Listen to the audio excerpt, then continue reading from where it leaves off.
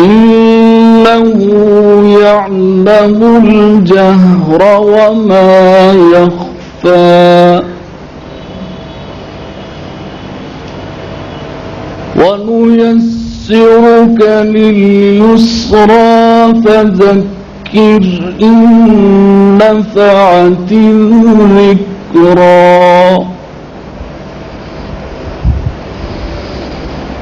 سيذكر من يخشى ويتجنبها الأشقى الذي يصلى النار الكبرى ثم لا يموت فيها ولا يحيا قد أفلح من تزكى وذكر اسم ربه فصلى بل تؤثرون الحياة الدنيا والآخرة خير وأبقى إن هذا لفي الصحف الأولى صحف إبراهيم وموسى صدق الله العظيم.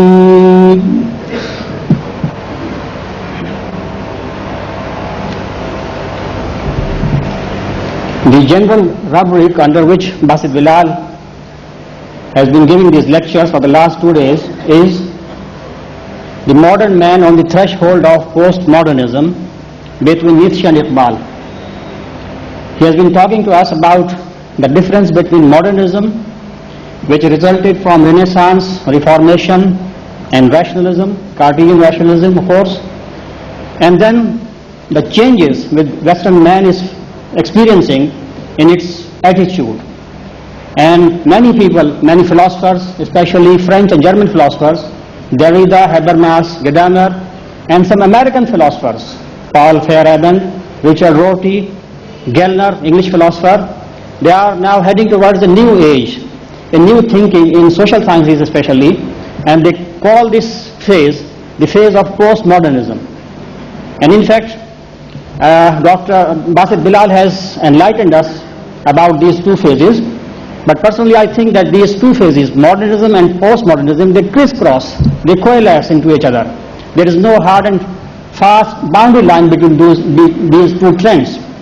Therefore, there are still many scholars who think in traditional modernist concepts and terminology.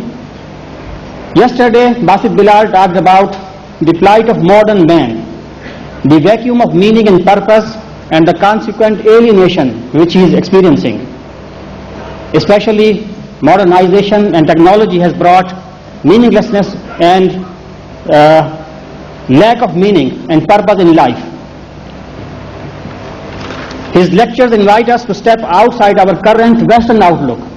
When I say our Western outlook, what I mean is that we are also essentially Western in our outlook. We are living in a global sort of perspective, and there is hardly any distinction between Western world and Eastern world these days. It was Rudyard Kipling who said, East is East and West is West, and never the twain shall meet, as I quoted on the first day. Gone are the days. Now we are living in a global sort of civilization. His lectures have invited us to step outside our current Western outlook to see it in perspective and to question its basic assumptions. Today he is moving on, and he will talk about the destiny of Islam. Specifically, he will concentrate on Islam, and he will talk about the two dimensions, the esoteric and the exoteric dimension of Islam, and he will put forward his views. I call upon Basit Bilal to please come and deliver his lecture on the destiny of Islam.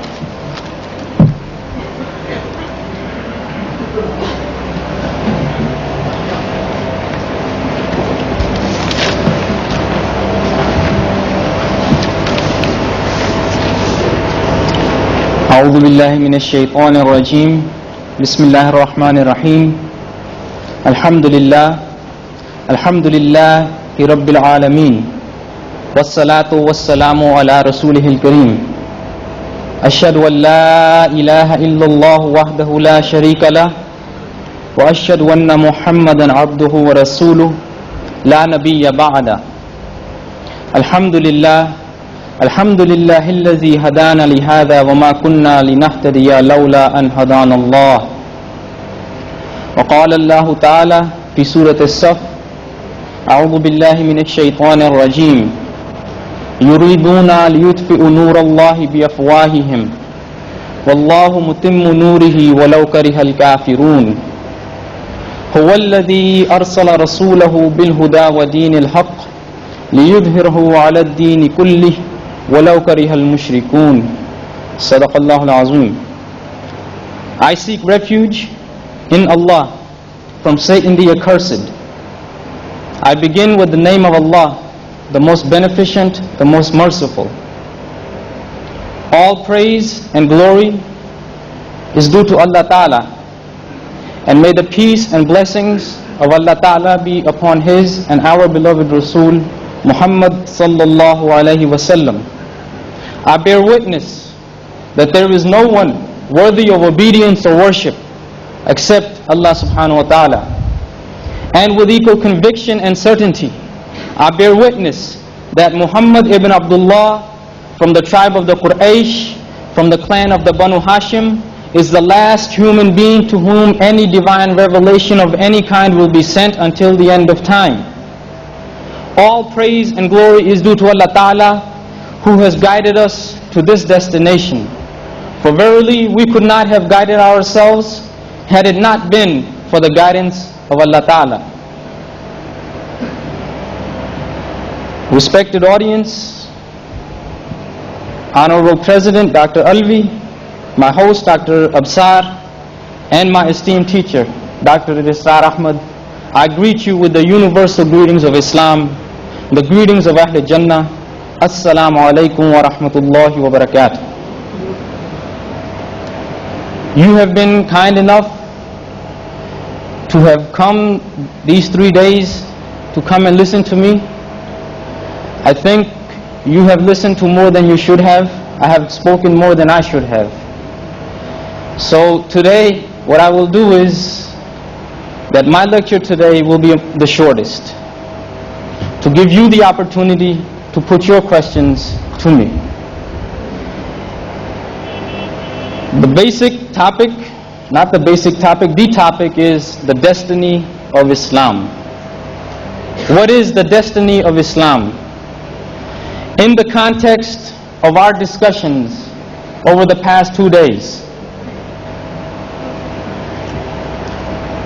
I am in the habit of not putting forth my own opinion. I will quote to you not even the opinion of a Muslim.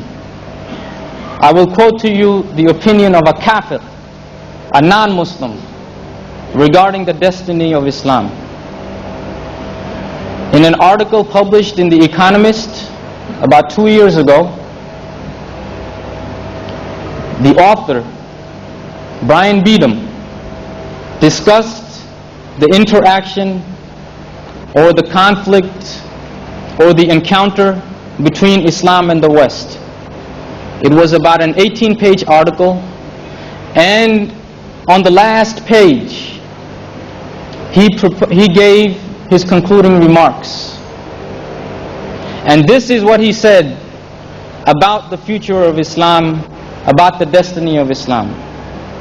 A direct quote: "The distinguishing feature of Islam, which at the moment separates it from all of today's other would-be global cultures, is its belief not only that man's day-to-day visible life is surrounded by an invisible life, but also that the two have to be kept in connection with each other." Here he described the distinguishing feature of Islam, which separates Islam from all of the other would-be global cultures which are in existence today.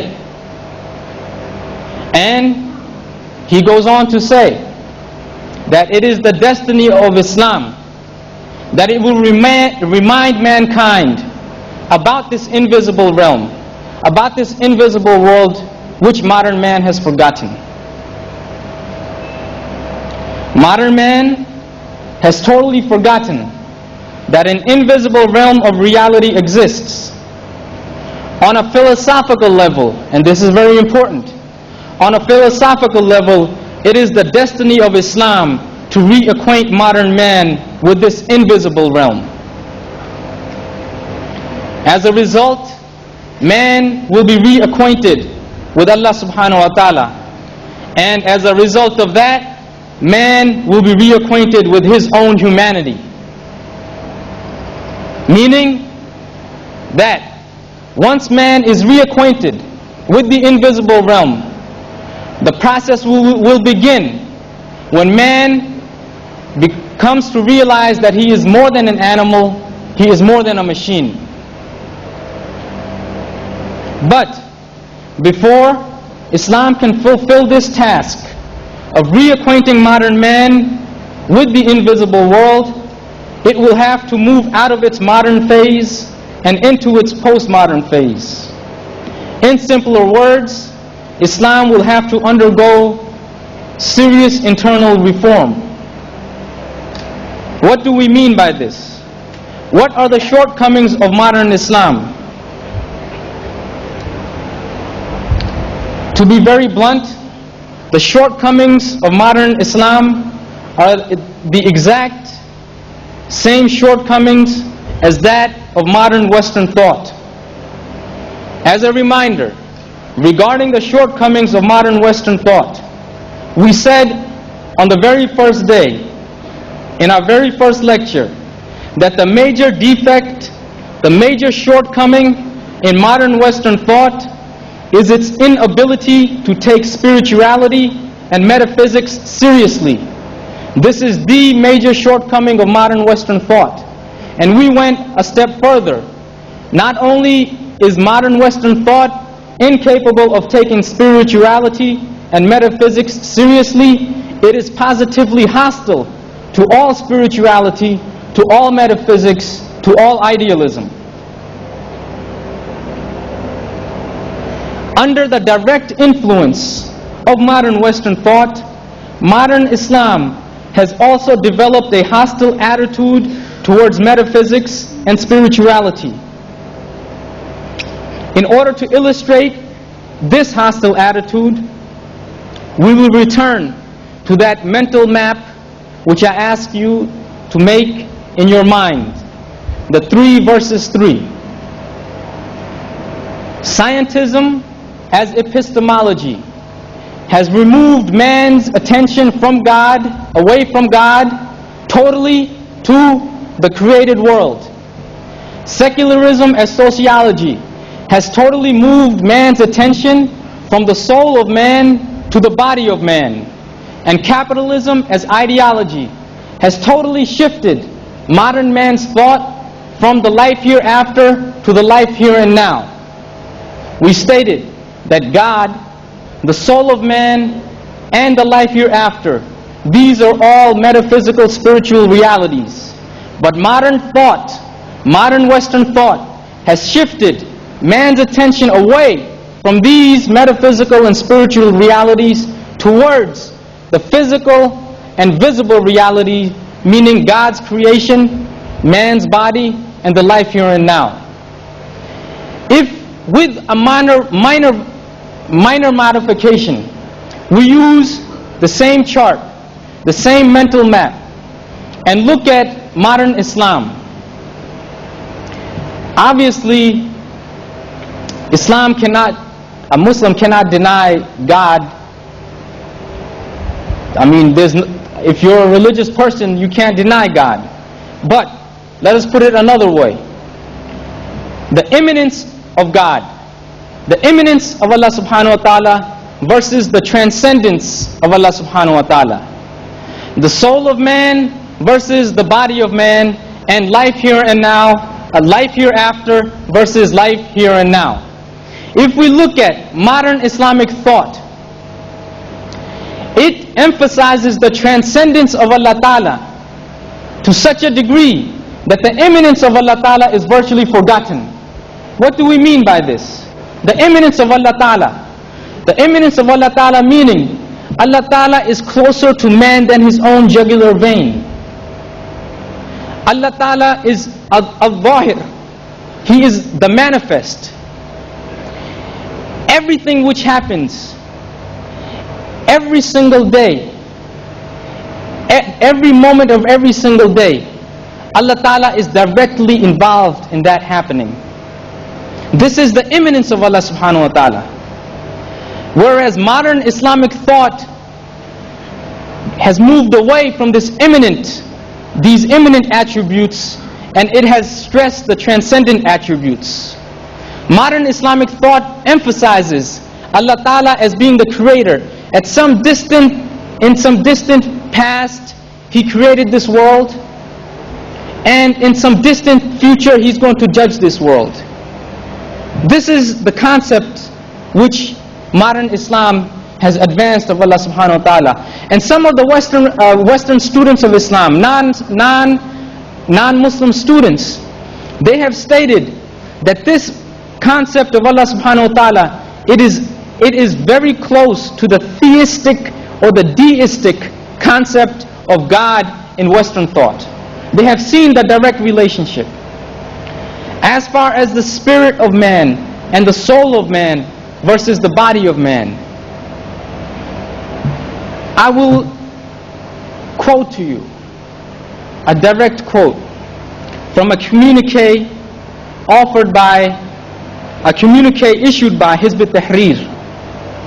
In 1953, Hizb ut-Tahrir put out this communique. It was addressed to the government of Jordan, explaining their interpretation of Islam, explaining what they thought was true Islam. Listen to these words. It is our belief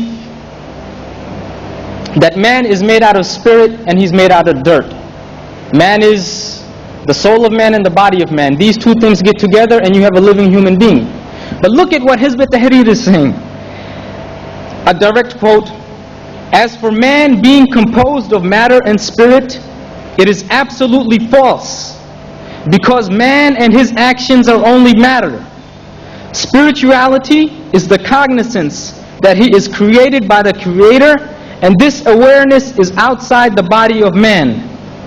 Based upon this understanding of spirituality in Islam, there is no such concept that man is composed of two contravening elements, in which the spirit is related to the heaven and the matter is related to the earth. Man is composed of matter alone." These are supposedly Muslims talking. These are supposedly Muslims who are working to establish the Khilafah on earth. Total denial of the spirit of man. Telling that man in reality is only his physical body. This is an explicit rejection of the existence of the soul and the spirit of man by modern Muslims. If we look a little bit deeper, what is stated explicitly here, it is implicit in almost all modern Islamic thought. Take the works of Allama Maududi. He does not deny the existence of the soul and the spirit in these exact words, but he is pointing in this direction. And take the works of other leading Islamic thinkers of the 20th century. This is the direction in which they are pointing. As far as life hereafter versus life here and now, modern Islam has lost sight of the fact that the real motivating factor which should move man, which should move a Muslim to be a Muslim and to behave as a Muslim, is because of belief in life hereafter. Modern Islam, it has reduced this belief in the hereafter to a very far-fetched, transcendent type of dogma. They emphasize the life here and now in such emphatic terms. They have reduced Islam to being merely a socio-political economic system. There is no doubt that Islam is a socio-political economic system. There is no doubt about that. And there is no doubt that our lives should be spent in trying to establish Islam on the face of this earth as a socio-political economic system. There is no doubt about that. But that is not the real reason why we do what we do. The real reason why we do what we do, the real reason why we struggle to establish Islam on the face of this earth as a socio-political economic system is because we will have to answer for this in the hereafter. Modern Islam has moved its attention away from the immanence of Allah subhanahu wa ta'ala. It has moved its attention away from the spirit of man. It has moved its attention away from the life hereafter, and it has focused its attention almost exclusively on the transcendence of Allah ta'ala, on the body of man, and on the life here and now. In this we can see how modern Islam has been profoundly impacted by modern Western thought. If Islam is to fulfill its destiny, if Islam is to fulfill its destiny on a philosophical level, the revival and reform of tariqat, of tasawwuf, is a must. Why? Because tariqat or tasawwuf is the soul of Islam. The Sharia is the body of Islam, and the tariqah is the soul of Islam. The immanence of Allah subhanahu wa ta'ala, the spirit of man and life here and the life hereafter, it is tariqat, it is tasawwuf which deals with these topics. The transcendence of Allah ta'ala, the body of man, and the life here and now, the Sharia deals with these topics. In order to be a human being, you must have a body and a soul. In order to be a living human being. If you have a body that does not have a soul, you're a dead human being.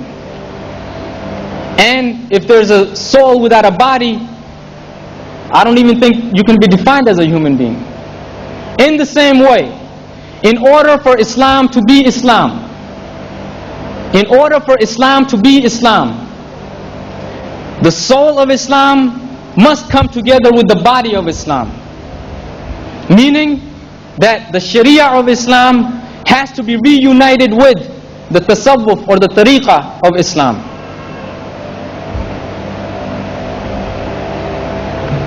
Modern Islamic thought has come to identify the totality of Islam with the Sharia. If we study the works of the leading Muslim thinkers of the 20th century, we see very clearly in their works that they have come to identify the totality of Islam with the Sharia. Just to offer evidence of this, Dr. Muhammad Hamidullah, in his Khutbat-e-Bahawalpur, this is where I am giving you this reference from. He is asked the question, does Islam treat matter and spirit in equal measure, or is the spirit more important than matter? Here is his answer. We concentrate on the body or the spirit or both. This is our personal choice. No rules have been laid down by the Sharia.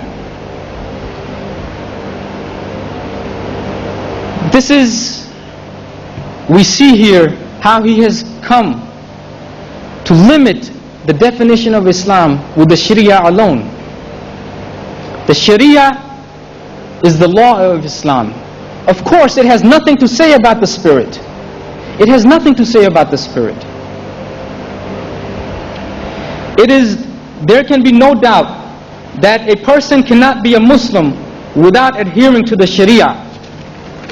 But the Sharia does not contain the totality of Islamic teachings. The Sharia contains the totality of Islamic law, but it contains no spirituality, it contains no metaphysics. All of the Islamic spirituality, all of the Islamic metaphysics is contained in the tariqah. It is contained in tasawwuf. In order to reacquaint modern man with the invisible realm, the revitalization of Iman is a must. The revitalization of Iman is a must. It is not possible. It is not possible without the reform and revival of tasawwuf or tariqat. Let us look into this in a little bit more detail. The Arkan-e Iman. The Arkan-e Iman, they provide us with the alternative articles of faith on which postmodern Islamic thought will be based. Modern Islam considers the Arkan-e Iman to be mere verbal dogma. But this Iman has to go beyond verbal dogma and become an inner experiential reality.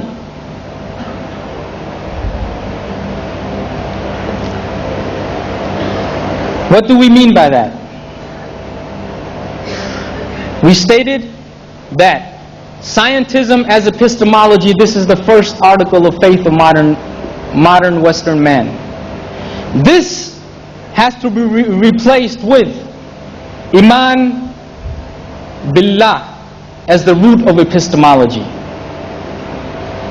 Which means that modern scientists cannot improve upon the knowledge and wisdom contained in the Quran, which is the last revelation of Allah Ta'ala to mankind. They can only confirm it. Now there are a number of propositions contained in the Quran which are problematic. Scientifically speaking, they're problematic. Nuh alayhi salam was among his nation for more than 900 years, almost 1,000 years. The Ashab-e Kahf, they were in a state of suspended animation for hundreds of years maybe. Modern science has trouble confirming these facts. But Iman Billah as the root of epistemology demands that it claims that science is in its immature phase. It may not be able to confirm Nuh alayhi salam being among his people for almost 1,000 years. It may not be able to confirm today the Ashab-e Kahf being in a state of suspended animation for maybe hundreds of years. But a point will come that it will have to confirm these facts. As far as secularism as sociology, the Islamic article of faith which will replace secularism as sociology is Iman bil Risala.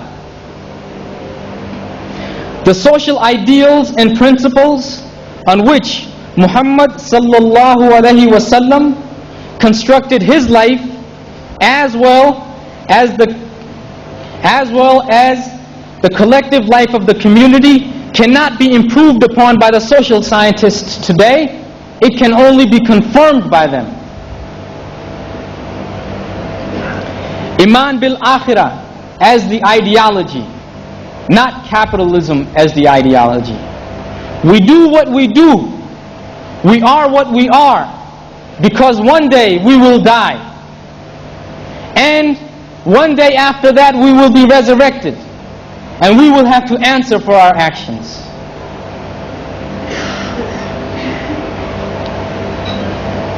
Only when Iman in Allah, only when Iman in His Prophet, only when Iman in the hereafter becomes an inner experiential reality and not just verbal dogma, is a relationship between the visible world and the invisible world established.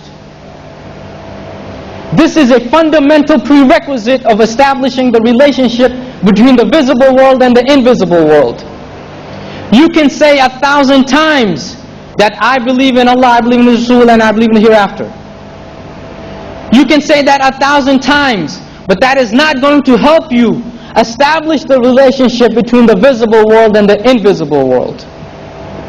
It is an absolute must that this verbal dogma, you feel it within the depths of your own soul. It is a must that you feel its reality within the depths of your own heart. Unless you feel this iman moving you, unless you feel this iman moving your heart and your soul, rest assured you have not established any relationship between the visible world and the invisible world. The reform and revival of Islamic spirituality and Islamic metaphysics, in other words, the reform and revival of tariqat or tasawwuf, will have two positive effects. Two positive effects besides what I have already mentioned. What are these two positive effects? Number one, it will be a declaration of independence from modern Western thought.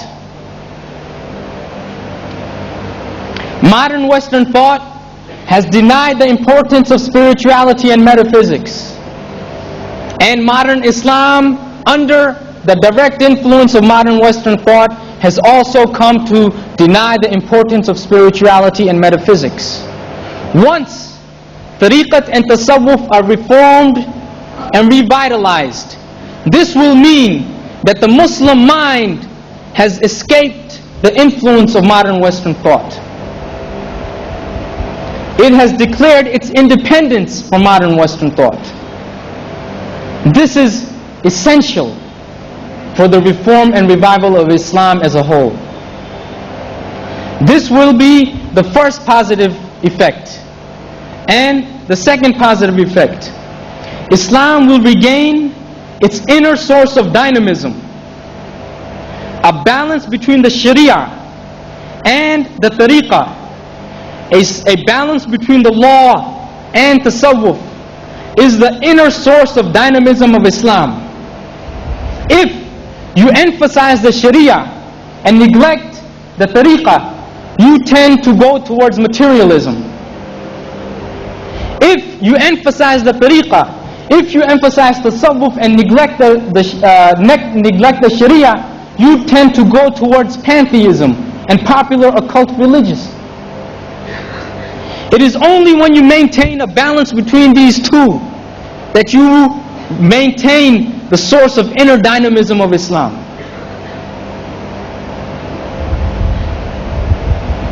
Imam Malik, he said that a person who learns fiqh, a person who learns the Sharia but neglects tasawwuf, such a person is a fasiq. And a person who learns tasawwuf but neglects the Sharia, such a person is a zindiq. The individual who establishes a balance between the two, he is the one who's on the true path. This is Imam Malik explaining to us the relationship between the Sharia and the Tariqah.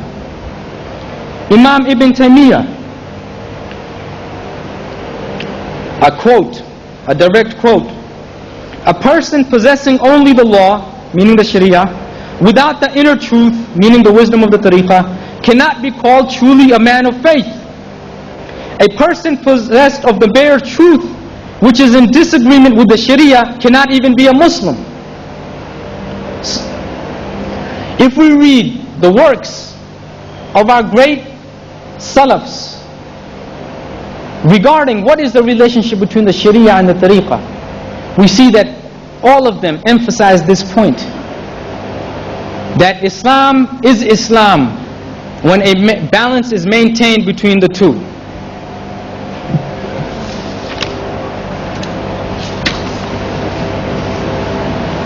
And it is only when Islam has maintained a balance between the two that Islam will be able to fulfill its destiny on the philosophical level, which is to reacquaint man with his Creator. What will be the practical implications? How will the events on the ground be effected? So far I have been talking in abstract philosophical terms. But how will this affect the facts on the ground? We said that in order to achieve this philosophical destiny, a rejection of the modern articles of faith, of the modern Western articles of faith, is a must. These modern Western articles of faith have to be replaced by the Arkan-e-Iman. A society embodying these new articles of faith must come into existence, or else they remain mere intellectual propositions. As intellectual propositions, they are present among us now, but they remain and will remain philosophical ideas until they give birth to a society based upon them. In other words, Islam cannot fulfill its destiny unless a society comes into existence based upon Iman Billah as epistemology, Iman bil Risala as sociology, and Iman bil Akhirah as ideology. How will such a society come into existence? Are the angels going to descend from heaven and establish this society here? Or is this society going to be established by Muslims sitting in the masajids and the khanaqahs and praying all day? Or is this society going to be established by giving lectures like this to an audience like this and listening to lectures like this? Or is this society going to be established by writing articles and publishing magazines and publishing books? Is this how such a society based upon these fundamental articles of faith is going to come into existence? We have to ask ourselves this question. And when we ask ourselves this question, we should look back at our history, at our distant history, and our recent history. A society did indeed come into existence in the past based upon these articles of faith. And numerous attempts have been made since this first society came into existence to repeat this achievement. A study of the methodology used by the Prophet to establish that first society, and a study of the methodology used by the Salafin who came after him to repeat his achievement. A study of this methodology is essential and indispensable for gaining the guidelines necessary for establishing such a society based upon these Islamic articles of faith. And we can basically break down this methodology into three major components. Number one, the individual as an individual accepts these three articles of faith and decides consciously to live his life according to the Sharia and in light of the wisdom and the hikmah contained in the tariqah. Number one. Number two, as a result of his commitment to these articles of faith, the individual believer realizes that it is not enough to remain a Muslim on an individual level. The collectivity should also be Islamic. And as a result of this realization, either he himself puts forth a call to establish the Islamic order based on these articles of faith, or he lends help, or he joins a movement which has put forth this call to establish this Islamic order on the face of this earth. Islam cannot fulfill its destiny unless it gives birth to a society based upon the Islamic principles, based upon the Islamic articles of faith. Such a society can only come into being as a result of a struggle and an organization based upon the prophetic model, based upon the model presented to us, given to us by Muhammad sallallahu alaihi wasallam. And Among my final closing words, this is not just a matter of the destiny of Islam, meaning that the establishment of such a society, this is not just an issue of the destiny of Islam. This is an issue of life and death of Islam. Why do I say this? Professor Sajjad Nasir, on the first day, he said that the academic world, the Western academia, they have rejected the thesis put forth by Samuel Huntington, the Clash of Civilizations thesis. The thesis being, if you get rid of all the technical language and all the sugar-coated words, the fundamental thesis of Samuel Huntington is Islam is the greatest enemy of humanity and it should be destroyed. This is the Clash of Civilizations thesis. Islam is the greatest enemy of humanity and it should be destroyed. Professor Nasir is correct that the academic world has rejected this thesis. But for us as Muslims, that's irrelevant, because the United States Department of Defense has accepted this thesis, that NATO has accepted this thesis, that the British Ministry of Defense has accepted this thesis, the French Ministry of Defense has accepted this thesis. This thesis was not written to be accepted by the academicians. Samuel Huntington is a Darbari Maulvi. If anyone knows who Samuel Huntington is, Darbar ka Maulvi hai. It is not his duty to put forth correct, right, truth. That's not his duty.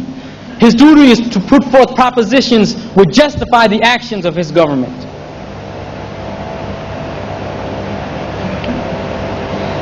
Samuel Huntington's thesis, it has been accepted by the leading decision makers and policy makers in the West. Islam has been declared the number one enemy of humanity, and it has been decided that Islam has to be destroyed. There is nothing the Muslims can do to change this. There's nothing the Muslims can do to make the Western policy makers change this decision. The decision has been made.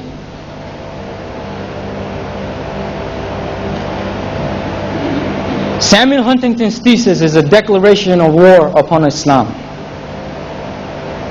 Francis Fukuyama, his end of history and the last man, these are the terms of surrender. Meaning, Fukuyama tells us that man has reached the highest apex of social evolution. All societies from this day on should come to resemble Western, liberal, democratic, capitalist societies, or else perish. He's telling the Muslims, become like the Western, liberal, democratic, capitalist societies, or perish. These are the terms of surrender. Now, a Muslim society cannot become a liberal, democratic, capitalist society and still claim to be Muslim. We have already gone through that argument. An acceptance of the articles of faith on which a liberal, democratic, capitalist society is based is a negation of all religious ethics, all religious values, all religious morals. A Muslim cannot reject all Islamic ethics, morality, and values and still claim to be Muslim.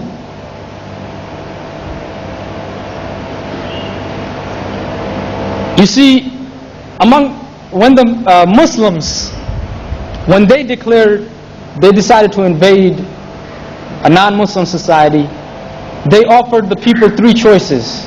Accept Islam. If you want to accept Islam, pay the jizya. If you want to pay the jizya, come and fight. The Muslims gave them three choices. Today, the West is giving us only two choices. Accept our terms of surrender, become non-Muslim, or get ready to fight. The option of paying the jizya is not available to today's Muslims. There is no third option. Either we become non-Muslims or get ready to fight.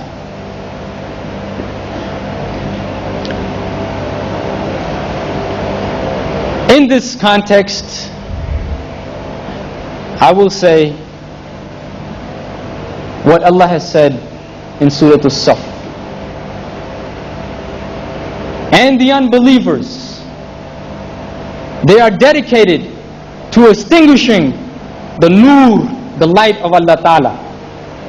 Verily, Allah Ta'ala will perfect His nur, He will perfect His light, how much ever the kafireen may hate it. It is He who has sent His messenger with the guidance and the deen al-haq, so that it may prevail over all deen, no matter how much the mushrikeen may dislike it. Allah Ta'ala has decided that Islam will prevail over all deen, and there is nothing the kuffar can do to change this decision. The kuffar have decided to destroy Islam. There is nothing the Muslims can do to change that decision. Allah Ta'ala has decided that Islam will be victorious. There is nothing the kuffar can do to change that decision. These two decisions have been made, and they are unchangeable. Given this, each one of us must ask ourselves, where do I stand in this clash of civilizations? Where do I stand at the end of history?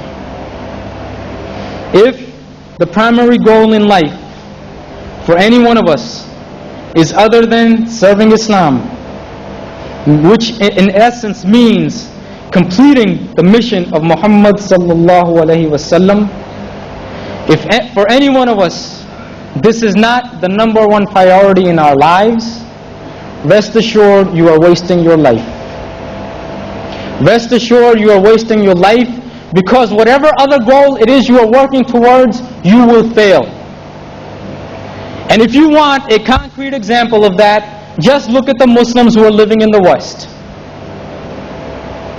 Just look at the Muslims who are living in the West and look at what is happening to them. Allah Ta'ala has told the Muslims in no uncertain terms, in categorical words, you are put on this face of this earth to make the deen of Allah supreme. If you waste your life pursuing other goals, Allah Ta'ala will destroy you and bring another people in your place who will not be like you. You see, these concepts, we read these things in the Quran and we hear a hadith about this. But if you want to see this, look at the Muslims in the West, the immigrant Muslims. You see them being destroyed. I can tell you from personal experience, within 20 years, there will not be a trace left of these people anywhere in the West. There will be no trace that these people ever came to the West.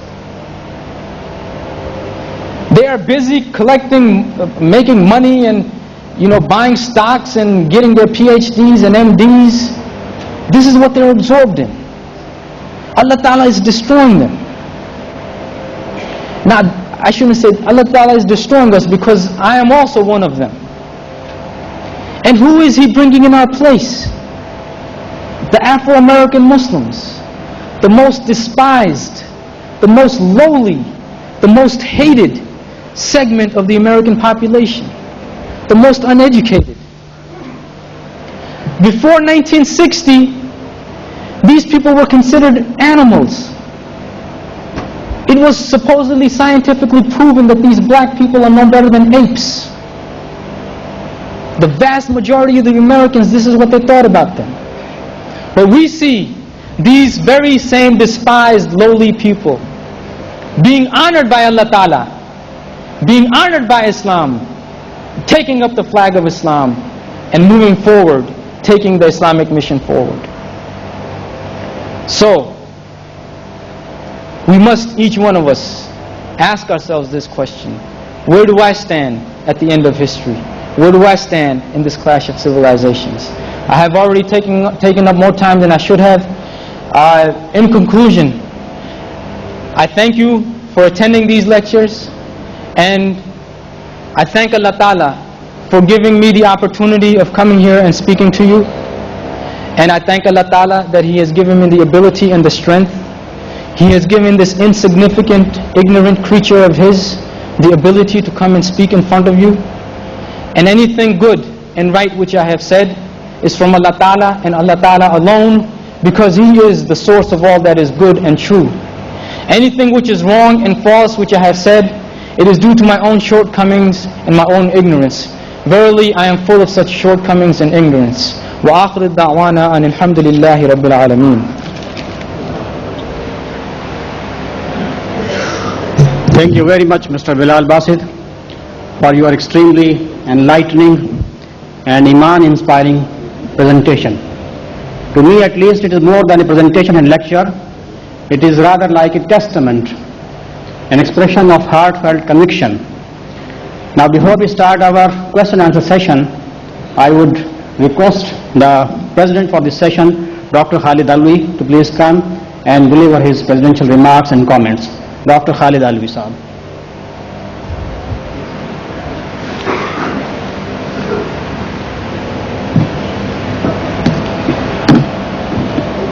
Bismillahir Rahmanir Rahim.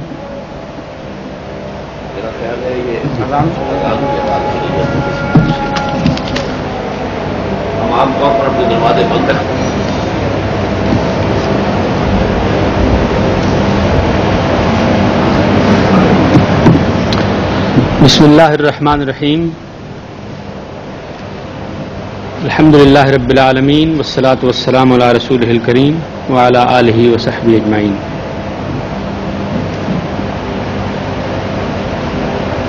Honorable Dr. Israr Ahmed Sahib, Brother Bilal Basit, Dr. Israr Ahmed, dear brothers and sisters, I am honored by being president of this session. It was enough for me to be here as a common listener to this intellectual feast. Our brother has enlightened us on a topic which is very important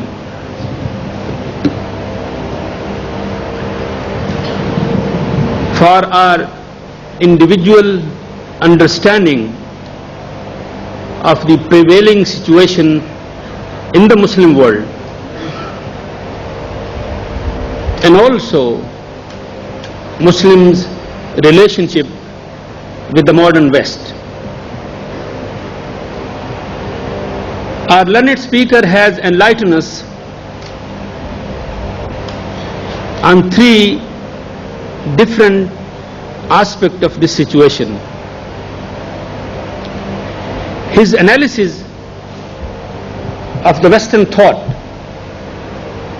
its intellectual and philosophical dimension, is indeed an indication of his understanding of philosophy and modern thought, which had been presented by the Western world to whole humankind as a guide for their individual and collective life. His reference to the clash of civilization and the choice which the West has given to the Muslim world is a true picture of the situation. There is no doubt about that the West has given us a choice: accept Western model or be ready to be wiped out from the face of this earth. It is a demand for a total surrender. And I congratulate our brother that he has put forward in a very clear and methodological way. The third aspect of the lecture, which I personally would like to say a few words about that, and that is his perception of the revival of Islam. I think that is an area which concerns us as Muslims. There is no doubt about that the West has developed a model based on secularism which encompasses whole human life. It is a dogma, it is a theology, it is a system which has been practiced by sheer violence and force. And the last 200 years of the experience of secularism is the violence. And I personally think that Western civilization is the most violent civilization of all civilizations. It has been imposed upon humankind through terrorism, through slaughtering people. Even the very name of certain races have been omitted from the face of this earth. Therefore, I personally think that that is a scenario which each one of us should keep in mind. But the question is, I think, which is relevant to our understanding of the situation, that what Islam is going to offer and how Islam is going to offer, how Islam is going to challenge. It's true, Quran says, وَالَّذِي أَرْسَلَ رَسُولَهُ بِالْهُدَى وَدِينِ الْحَقِّ لِيُظْهِرَهُ عَلَى الدِّينِ كُلِّهِ, that Islam is going to prevail over all other faith, over all other systems, over all other religions. But what is the methodology? What is the mechanism? What is the practical aspect of that prevailing position? And therefore, I would like to offer a few observations on what our brother has said about the revival of Islam. And his model is that unless Islam changes fundamentally from within, there is going to be no hope for the survival of Islam.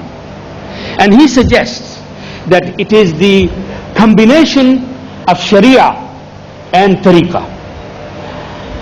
My observation is, my brothers, and here I would like to as a student, would like to ask him certain questions, and I hope I will be sharing with you while I am asking these questions as a student of Islam and as a student of the current modern clash between Islam and the modern civilization and modern thought. First of all, I would like to point out that my brother has used Sharia, the term Sharia, exactly in the sense of fiqh, an Islamic law. But if we look deeply into the term of Sharia, it is not a fiqh, it's not a law only. Sharia, as has been defined by our earlier scholars, because they, whenever they use the term in our old theological and fiqh literature, there have been used two terms. One term is Aqidah and the other is Sharia. As far as Tariqah is concerned, my brother will agree with me that the term Tariqah has been used by the later Sufis. They have adopted a terminology which they coined for that. And we don't find that terminology within the early phase the development of Islamic thought. For instance, the terminology is Sharia, Tariqa and Haqiqa. So it's not only Sharia and Tariqa, but there is another dimension also, and that dimension is the dimension of Haqiqa, which within this analysis my brother has not presented to us, that what is the relationship between Haqiqa and Tariqa, and what is the relationship between Sharia and Haqiqa.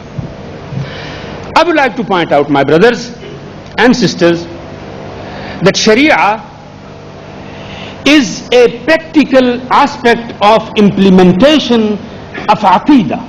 It's not law only. Sharia as a law has been used in modern Arabic sequence. Sharia college in Egypt and in Syria means a college of law. But in our early literature, Sharia does not mean only law. And if we study fiqh, fiqh is not a legal framework to deal with personal and social dimension of Muslim society. It encompasses all aspects of our life, including international relations. Therefore, to my understanding, Sharia is in fact the personification, manifestation of what we believe. It is the reflection of our inner dimension. The second point which I would like to raise here, and I hope my brother will enlighten us, that as far as the term tasawwuf also, it is a later development. We have in our hadith literature the term which has been used, and there are chapters on hadith. This is az-zuhd. And az-zuhd means a type of attitude, a contentment within worldly life, that somebody has contented himself what has been given to him by Allah subhanahu wa ta'ala, and therefore he is not greedy, he is not lustful, he is not a person who is exploiting others for the benefit of his own. Therefore, this term we find in our earlier literature. And I personally think that if Islam is going to be revived, and if it is going to be renovated or reconstructed, it is going to be reconstructed on the prophetic model.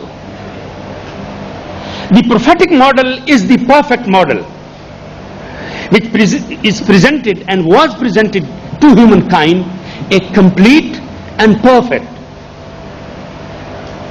for individual life and for the society. And to point out again, the philosophy of a combination of soul, body, that we human beings are composed of two elements. One is the body and the other is soul. I am a humble student of Quran, and Dr. Israr Ahmed is here, who has spent his whole life for the study of Quran and for the dissemination of his Quranic knowledge. I hope he will agree with me that I haven't found in the whole of Quran this dualism of body and soul, because it is based on old Greek and Hindu philosophy, and our Sufis have taken this body and soul from these traditions to combine and to present a sort of dualism, and there is a conflict between body and soul, and therefore to subdue body we have to develop our soul, and therefore we should leave this world and worldly attractions and worldly things, and in that way our soul will be strengthened and our body will be a weakened body. My understanding is that Quran has used the term ruh, no doubt about that. But if we ask Quran to explain ruh And the answer is given to the question of some of the people during the time of the Prophet ﷺ when they asked, what is ruh? And the answer is, يَسْأَلُونَكَ عَنِ الرُّوحِ قُلِ الرُّوحُ مِنْ أَمْرِ رَبِّي. And we read in the Quran that Quran has explained this world and the way the relationship of Allah subhanahu wa ta'ala with this world. Quran has used a term, and Dr. Israr Ahmed will explain in a better way. Quran says, while explaining the power dimension of Allah subhanahu wa ta'ala, it says, Allah lahul khalq wal amr. This universe has two dimensions. One dimension is the dimension of creation, and the other dimension is the dimension of commandment. So therefore, our body is running, walking, living because of the commandment of Allah subhanahu wa ta'ala. And when that commandment is taken out, the body goes to dust. Therefore, within Quranic framework, the term which has been used time and again is an-nafs. An-nafs al-mutmainna, nafs ammara, nafs al-lawwama. So the collaboration or control, and therefore we should leave this world and worldly attractions and worldly things, and in that way our soul will be strengthened and our body will be a weakened body. My understanding is that Quran has used the term ruh, no doubt about that. But if we ask Quran to explain ruh, and the answer is given to the question of some of the people during the time of the Prophet ﷺ when they asked, what is ruh? And the answer is, يَسْأَلُونَكَ عَنِ الرُّوحِ قُلِ الرُّوحُ مِنْ أَمْرِ رَبِّي. And we read in the Quran that Quran has explained this world and the way the relationship of Allah subhanahu wa ta'ala with this world. Quran has used a term, and Dr. Israr Ahmed will explain in a better way. Quran says, while explaining the power dimension of Allah subhanahu wa ta'ala, it says, Allah lahul khalq wal amr. This universe has two dimensions. One dimension is the dimension of creation, and the other dimension is the dimension of commandment. So therefore, our body is running, walking, living because of the commandment of Allah subhanahu wa ta'ala. And when that commandment is taken out, the body goes to dust. Therefore, within Quranic framework, the term which has been used time and again is an-nafs. An-nafs al-mutmainna, nafs ammara, nafs al-lawwama. So the collaboration or coordination of body and soul is something which my humble opinion is that it is foreign to the basic and fundamental Islamic thought. It develops a personality, a holistic view of the personality, not dualism. If somebody is working to earn his livelihood, he is not doing a physical job, he is doing ibadah if he is working for halal, and therefore it is a spiritual activity, it's not a physical activity. To limit spiritual activity to remembrance of Allah, to zikr and to muraqabah and to Sufi terminology which they have used it, and the rest of that is a bodily activity, I personally think is something to be explained really within that context. And therefore, my understanding is that for the revival of Islam, it's not the Sharia and Tariqah which should be combined. It is the revival of that method which created people, persons like Abu Bakr and Umar. There was no Sufi system at all. There was no Khanqa, there was no Muraqabah. There has been no such system in which people should come and sit and remain in the Khanqa, and therefore they are being trained and they are being purified spiritually, and therefore when they are purified spiritually, they will be good people to do the job.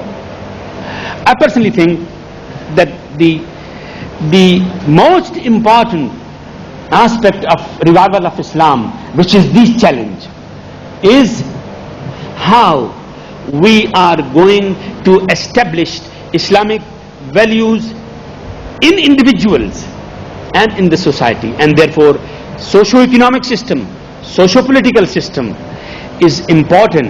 And I remember one of the sayings of Shaykh al-Islam Maulana Shabbir Ahmad Usmani rahmahullah, when a discussion was being made in the first Constituent Assembly of Pakistan, and discussion was about the Constitution of Pakistan.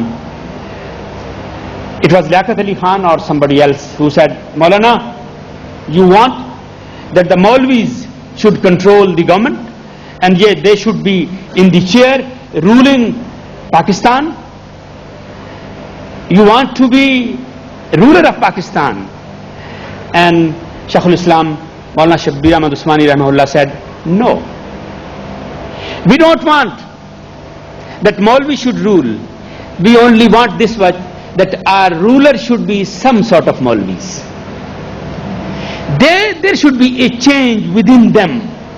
And if they adopt those fundamental values and that basic framework which was provided by Prophet sallallahu alaihi wasallam, then everything. Our problem is that the Western civilization and the Western model or the Western framework has deeply penetrated within our system. Our ruling elite are in fact their agents. They have a complete, sincere belief in Western model, and therefore unless we provide a model, not only combination of spirit and body, but a model which is a complete holistic model on the basis of that fundamental value system which has been presented by Prophet sallallahu alaihi wasallam, perhaps that would be a position in which Islam could survive. It's not only a matter of theological and philosophical, it is a matter, definitely, as my brother has put it, it is a sociological, economic and political that we have to present in the post-modern era of the human society. With these few observations and comments, I thank our learned speaker for his brilliant talk and his analysis, which is 100% correct as far as the human situation in present era is concerned. And I thank once again for his enlightening talk and the dimension which he has presented to us. It was a thought-provoking dimension, and I hope our audience will ask questions and we all will be enlightened. Thank you very much, brothers. Now Dr. Israr Ahmed Sahab will take over and he will do the comparing for question and answer session.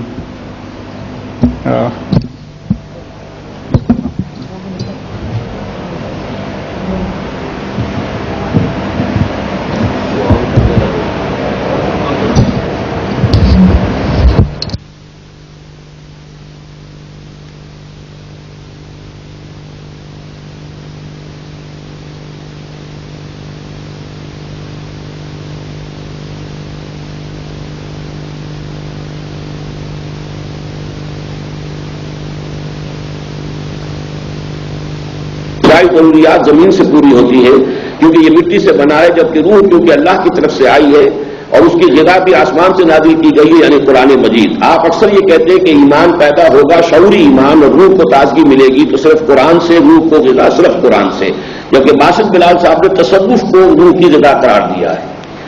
اصل میں اس میں کچھ مغالطہ ہے. باسط صاحب نے تصوف کے ساتھ بھی آپ نے یاد کیا ہوگا، لکھا نوٹ کیا ہوگا کہ لفظ استعمال کیے ریفارم آف تصوف. تصوف میں بھی جو شکل آج تک ہمارے ہاں اختیار کر لی ہے وہ اس کی تائید نہیں کر رہے، بلکہ در حقیقت جو ایسوٹیرک ایلیمنٹ ہے، دین کا جو باطنی پہلو ہے جو دب گیا ہے، اس ظاہری پہلو نے اس کے اوپر اتنا غلبہ پا لیا ہے، وہ شریعت کہہ لیجئے اسے یا فقہ کہہ لیجئے، قانون کہہ لیجئے، کہ اس کے نگاہوں اس کی اہمیت اتنی ہو گئی ہے. اور موجودہ دور میں خود جو ریلیجس ایکٹیوسٹ ہیں، اسلامک ایکٹیوسٹ، ان کی اپنا ویلیو اسٹرکچر کا تجزیہ کیجئے تو معلوم ہوگا وہی میٹیریلزم اور وہی کیپٹلزم. جانتا ہوں میں یہ امت حامل قرآن نہیں ہے، وہی سرمایہ داری بندہ مومن کا دین. جانتا ہوں میں کہ مشرق کی اندھیری رات میں بے ید بیضا ہے پیرانے حرم کی آستین. وہ تو اس میدان کے اندر بھی جو لوگ بیٹھے ہوئے ہیں ان کے بھی ہے، ان کا ویلیو اسٹرکچر اگر اینالائز کریں گے تو معلوم ہوگا کہ وہ بھی اسی طرح دنیا کے پیچھے ہے. وہ صداقت خانقاہیں ہو یا کوئی اور گدیاں ہو، ان کا بھی جو حال ہے اللہ ماشاءاللہ صحیح چیزوں سے دنیا ختم نہیں ہوگی. لہذا یہ جو تجزیہ ہے یہ صرف کسی ایک حصے کا نہیں ہے، بلکہ امت پوری امت در حقیقت اسی فضا میں سانس لے رہی ہے. اور جو گلوبل سویلائزیشن کا اس وقت غلبہ ہے پوری دنیا میں، میٹیریلزم جس کی کہ یوں سمجھیے کہ اصل اس کی بنیاد ہے، جڑ ہے، مرکز ہے، محور ہے، مبنا ہے، مدار ہے، تو وہ بہت ویرینگ ڈگریز میں آپ کہہ سکتے ہیں، کسی میں وہ 100%، کسی میں وہ 50%، لیکن ہم سب لوگ اس سے انفیکٹڈ ہیں. اب اصل میں ضرورت اس بات کی ہے کہ دین کے اس ایسوٹیرک ایلیمنٹ پر بھی ایمفیسائز کیا جائے. باقی احسان میں ذرا ڈاکٹر صاحب سے اپنوں کے علمی صاحب اب صدر نہیں ہوئے میں نے اسی لیے آج کہہ دیا تھا کہ اس سیشن کا صدر میں ہوں گا، تو میں ان سے اب اختلاف کر رہا ہوں کہ در حقیقت عقیدہ بھی بہت بعد کا لفظ ہے جو پیدا ہوا ہے. نہ قرآن میں لفظ عقیدہ ہے نہ حدیث میں لفظ عقیدہ ہے. تصوف بھی بہت بعد کی شے ہے. میں تو ان دونوں الفاظ کا دشمن ہوں. تصوف بھی در حقیقت بعد کی شے ہے. اور پھر تیسرا مجھے اختلاف یہ ہے کہ زہد نہیں، اصل میں تصوف کی اصطلاح قرآن اور حدیث کی جو ہے وہ احسان ہے. 3 درجے قرار دیے گئے ہیں: اسلام، ایمان، احسان. اور احسان کیا ہے؟ ایمان کی وہ انٹینسٹی کہ انسان کا حال بن جائے. یہ میرا وہ لفظ ہے جو میں نے سن 67 میں استعمال کیا اسلام کی نشت ثانیہ، کہ ایمان انسان کا صرف قال نہ ہو، حال بن جائے. وہ یہ محسوس کرے ہر آن کے واقعتاً مشیت ازدی اور اس میں خدابندی ہے کہ جو جاری و ساری ہے کار فرما ہے. وہ واقعتاً یہ محسوس کرنے لگے کہ اصل زندگی آخرت کی زندگی ہے، یہ نہیں ہے. یہ تو ایک دیباچہ سمجھ لیجیے، بلکہ دیباچے کی بھی کوئی نسبت ہوتی ہے. کتاب اگر 500 صفحے کی ہے تو فرض کیجئے کہ 20 صفحے کا دیباچہ ہو گیا، کوئی تو نسبت ہے. اس دنیا کی زندگی اور آخرت کی زندگی کے مابین کوئی نسبت نہیں. فإن الدار الآخرة لهي الحيوان لو كانوا يعلمون. اصل زندگی وہ زندگی ہے. یہ تو متاع الغرور ہے. کیا ہے تو نے متاع غرور کا سودا. یہ متاع غرور ہے جس کے پیچھے پڑے ہوئے ہیں. تو یہ ہے اصل میں مقصد کہ در حقیقت ایمان کو انسان کا حال بنا دینا. اور اسی سے علامہ اقبال نے شروع کی بات. انہوں نے علم کلام کو جو ڈیولپ کرنے کی کوشش کی ہے اس کا بیسک تھیسس یہ ہے کہ آج کا انسان تجربہ اور شہود اس کو سمجھتا ہے کہ اس کی بنیاد کے اوپر انسان جو ہے اپنا، جیسے کہ ایپسٹیمولوجی جو ہے وہ سائنٹزم ہے کہ جو چیز ہمارے ویریفائی کی جا سکتی ہو، حواس کے ذریعے سے ہمیں ہمارے علم میں آ سکتی ہے، اس پر ہمیں یقین ہوگا، اس کے سوا نہیں. اقبال نے اسی کے جواب میں کہا کہ اصل میں ایک اندرونی تجربہ بھی ہوتا ہے، انر ایکسپیرینس. ایک ظاہری تجربہ ہے کہ جو ہمیں اپنے حواس ظاہری کے ذریعے سے حاصل ہوتا ہے، ایک انر ایکسپیرینس ہے. وہ انر ایکسپیرینس جو ہے وہ جب انسان محسوس کرے اپنے اندر کہ یقین کی وہ کیفیت، یقین پیدا کرے نادا یقین سے ہاتھ آتی ہے، وہ درویشی کے جس کے سامنے جھکتی ہے فخوری، وہ یقین جب اس درجے کو پہنچ جائے کأنک تراہ فإن لم تکن تراہ فإنہ یراک، یہ کیفیت ہے احسان. تو اصل شے جو ہے اس میں در حقیقت ایمان ہی کو پختہ کرنا ہے. اور میں انہیں مبارکباد دیتا ہوں کہ انہوں نے ایمان ہی کے 3 جو ہے آرٹیکلز آف فیتھ، انہی کو در حقیقت ان 3 چیزوں کے مقابل میں پیش کیا ہے کہ جو انہوں نے جدید انسان کے ڈوگما کے جو 3 آرٹیکلز بنائے تھے. اس میں میں کہ ہمارے ہاں جو کام اب ہو رہا ہے اسلام کی رینائسنس کا اور ریوائول کا، یہ درجہ بدرجہ ہو رہا ہے۔ حضور نے جو کام ایک لائف اسپین میں کر کے دکھا دیا تھا، وہ نہ اس سے پہلے کبھی ہوا نہ کبھی ہو سکتا ہے، ناممکن۔ ایک دفعہ ضرور ہونا ہے، اس کی خبر دی ہے قرآن نے بھی اور اس کی خبر دی ہے محمد رسول اللہ صلی اللہ علیہ وسلم نے بھی، لیکن یہ کہ یہ کام اب ہوگا درجہ بدرجہ۔ تو ہر تحریک نے اپنے زمانے میں کچھ نہ کچھ اس کے لیے کنٹریبیوٹ کیا ہے، تو قدم آگے بڑھایا، پہلی سیڑھی سے دوسری سیڑھی اونچی ہے، دوسری سے تیسری اونچی ہے۔ اب میں اس کا ایک مثال آپ کو دیتا ہوں کہ جماعت اسلامی جس کی فضا میں نے آنکھ کھولی ہے، اس کے دستور میں ایمانیات کی سرے سے بحث ہی نہیں۔ سارا دستور جو ہے چلتا ہے کلمہ طیبہ لا الہ الا اللہ محمد رسول اللہ، اس کلمے کے پہلے جز کے یہ تقاضے ہیں، اس کلمے کے دوسرے جز کے یہ تقاضے صحیح بیان کیے، اور واقعہ یہ کہ وہ تقاضے کہ جو عام انسانوں کے ذہنوں سے اس کلمے کے اوجل ہو چکے تھے، صحیح ان کو جو ہے پوری تشریح کے ساتھ لکھ دیا ہے، لیکن ایمانیات کا ذکر ہی نہیں۔ ہم نے تنظیم اسلامی کے اندر بنیاد پہلے رکھی ہے ایمان کی، سب سے پہلے ایمان مجمل اور ایمان مفصل، اور اس کے بارے میں پھر وضاحت کی ہے کہ اس کے بارے میں یہ چیزیں ہیں۔ تو یہ چیزیں، یہ بھی ایک میں نے علامت آپ کو بتائی ہے کہ وہاں ایمان کی کوئی بحث ہی نہیں دستور میں، اور یہاں ہم نے، اور یہ میں تو کنٹینیویشن اپنا ہمیشہ کہتا رہا ہوں کہ کنٹینیویشن ہے اسی تحریک کا جو ہے آگے ایک قدم ہے جو ہم بڑھا رہے ہیں، تو اس میں اس اعتبار سے بھی اس کی ایک میں نے مثال دے دی ہے۔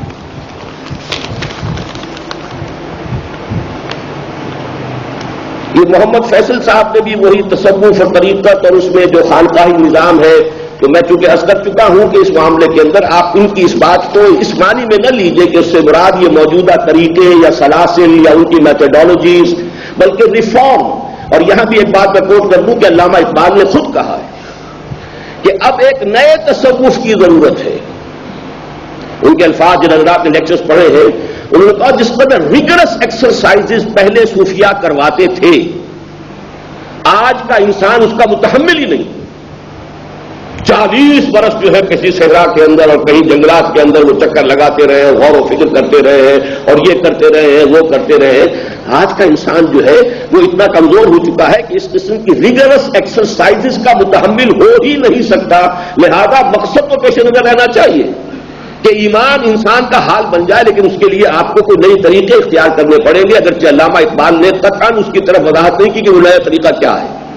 اس کے ضمن میں جو ایک خیال مجھے آیا ہے میں اس کو عرض کر دوں کہ باسط بلال صاحب کے تینوں لیکچرز کے اندر جو مین تھیم چلا ہے، آپ اس کو نوٹ کیجئے، وہ در حقیقت ہے غیب۔ جیسے سورۃ البقرہ میں پہلا لفظ لائے گیا ھدی للمتقین الذین یؤمنون بالغیب، یہ یقین ہو کہ ایک ویزیبل ورلڈ ہے، اس کے ساتھ ہی ایک انویزیبل ورلڈ موجود ہے، ذرے ذرے کے ساتھ موجود ہے، ہمارے جسم کے ساتھ موجود ہے۔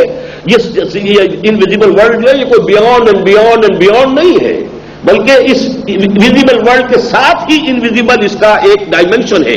جیسے آج کے جدید میتھمیٹکس میں کہا جا رہا ہے کہ time is the 4th dimension of space، حالانکہ آدمی تصور نہیں کر سکتا کہ 3 ڈائمنشنز جو ہیں وہ تو ہم تصور کر سکتے ہیں کہ لمبائی، چوڑائی، اونچائی یا گہرائی، یہ 3 ڈائمنشنز تو ہیں، اور ان کو ریپرزینٹ کیا جا سکتا ہے 3 خطوط سے کہ جو تینوں کے تینے ایک دوسرے پر زاویہ قائمہ بناتے ہیں۔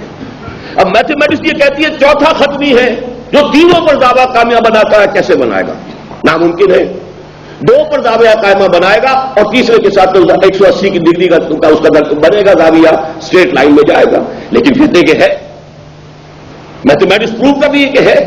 تو یہ غیب کا جو معاملہ ہے کہ یہ ڈائمنشن جو ہے انسان کی زندگی میں، اس کا یقین انسان کو، اور پھر یقین کے ساتھ اس کا ایک احساس ہونا شروع ہو جائے، نفحات اسے محسوس ہو رہے ہوں، ملائکہ کی طرف سے، جیسے جنات کی طرف سے آتا ہے، شیاطین کی طرف سے آتا ہے، کہ ان کی طرف سے جو ہے انسان کے اندر جو ہے کوئی حرکت پیدا ہو جاتی ہے، وہ آپ کے صفری جذبات کو حرکت میں لے آتے ہیں۔ اسی طریقے سے ملائکہ ہیں کہ جو آپ کے اچھے جذبات کو اور ان کے لیے آپ کو شاباش دینے کے لیے کسی اچھے نیک کام کے لیے، ان الذین قالوا ربنا اللہ ثم استقاموا تتنزل علیہم الملائکۃ الا تخافوا ولا تحزنوا۔ اور یہ معاملہ صرف موت کے قریب کا نہیں ہے، نحن اولیاؤکم فی الحیات الدنیا وفی الآخرہ ولکم فیہا ما تشتہی۔ وہ آخرت کا معاملہ تو جو ہوگا ہوگا، دنیا میں بھی ہم تمہارے ساتھ ہی۔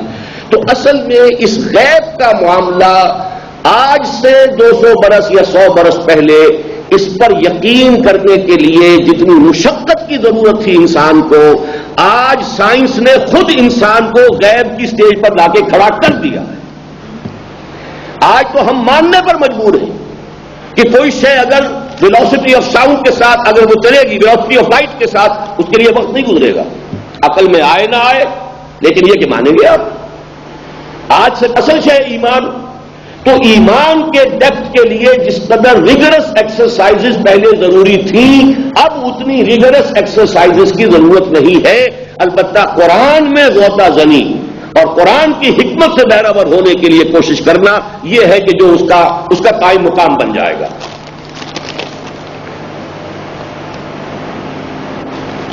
یہ بھی تصوف کے بارے میں سوال ہے، میں چھوٹی چیزیں پہلے لے لوں. Maulana Maududi has an idea that تصوف از اے پوائزن. مولانا مودودی نے تصوف کے ان طریقوں کو اور جو اس کے آج کل کے مروجہ طریقے ہیں ان کے بارے میں یہ کہا ہے. پوائزن تو شاید نہیں کہا ہے، افیون کا شاید لفظ استعمال کہیں کیا ہے، لیکن بہرحال یہ ان کا اپنا نقطہ نظر ہے. لیکن اس میں کوئی سوال نہیں تھا. خواتین کی طرف سے یہ سوال آیا ہے، پریزنٹ ویو اباؤٹ طریقہ. طریقت is confined to few spiritual exercises, please clear the definition. میرا یہ خیال ہے کہ آپ میرے خیالات سے اتفاق کرتے ہیں نا، بس ٹھیک ہے، پھر یہ آپ کی طرف سے میرے جواب میں دے رہا ہوں.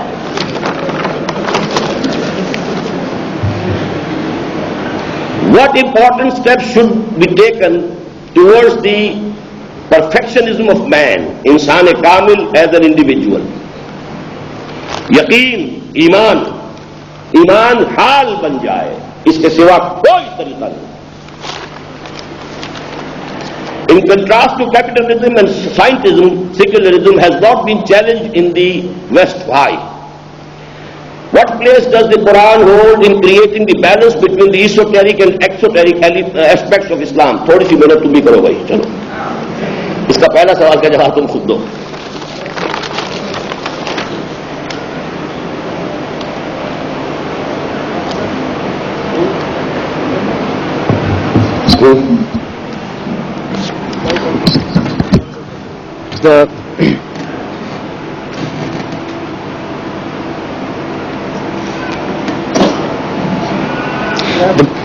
The main reason why an oppositional ideology has not, or an oppositional school of thought has not emerged in relation to secularism as opposed to capitalism and scientism is the following: that the only people who could argue for, or the only people who could argue against secularism were the religious people themselves.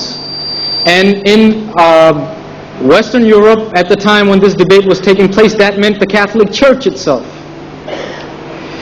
And they were not able to formulate the argument, because give unto Caesar what is Caesar and give unto God what is God's.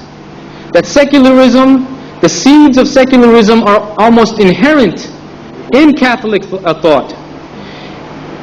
The other place where a challenge to secularism could have emerged was Protestantism, the other interpretation of Christianity. But the very emergence of Protestantism was an argument for secularism. So the two major religious groups in the West who could have formulated an argument against secularism, the very nature of their own thought stopped them or forestalled them from presenting the argument. This is why secularism has never been challenged in the West. Second question, Unika. What is it? Yeah,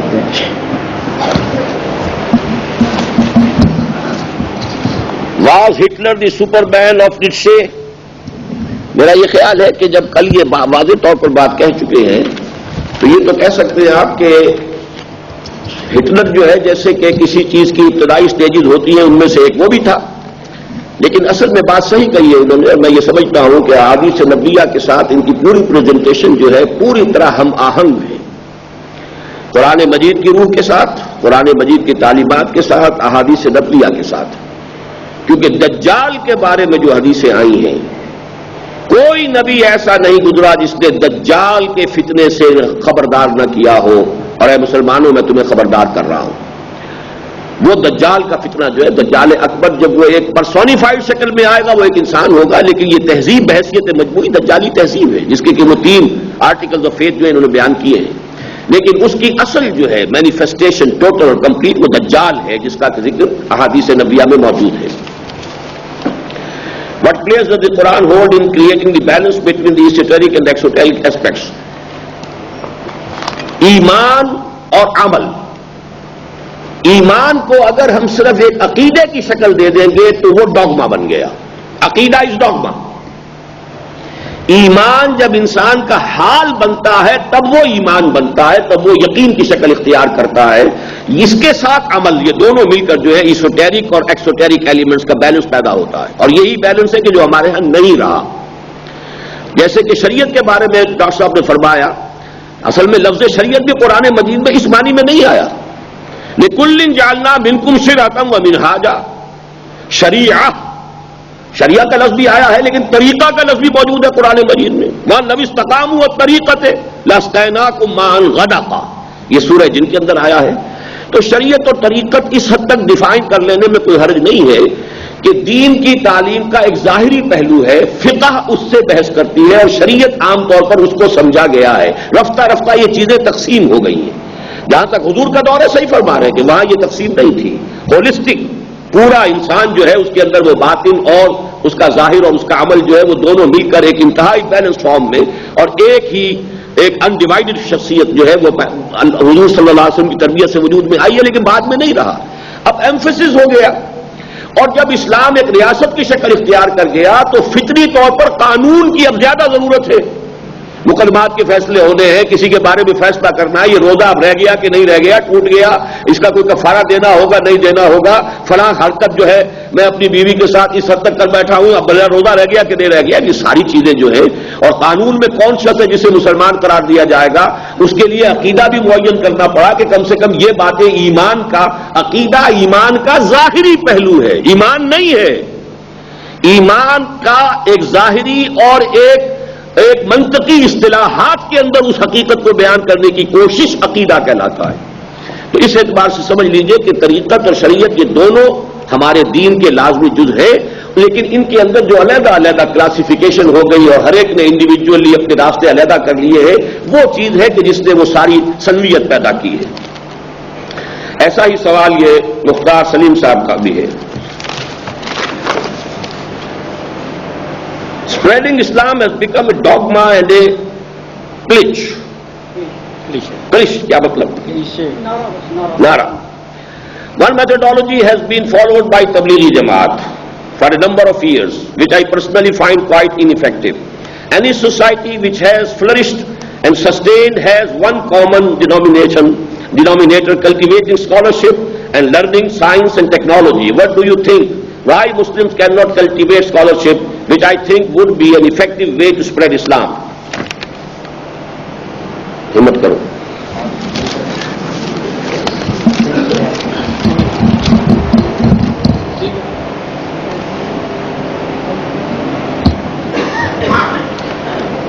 میں اس پہ سوچتا ہوں، آپ دوسرے جواب دیں.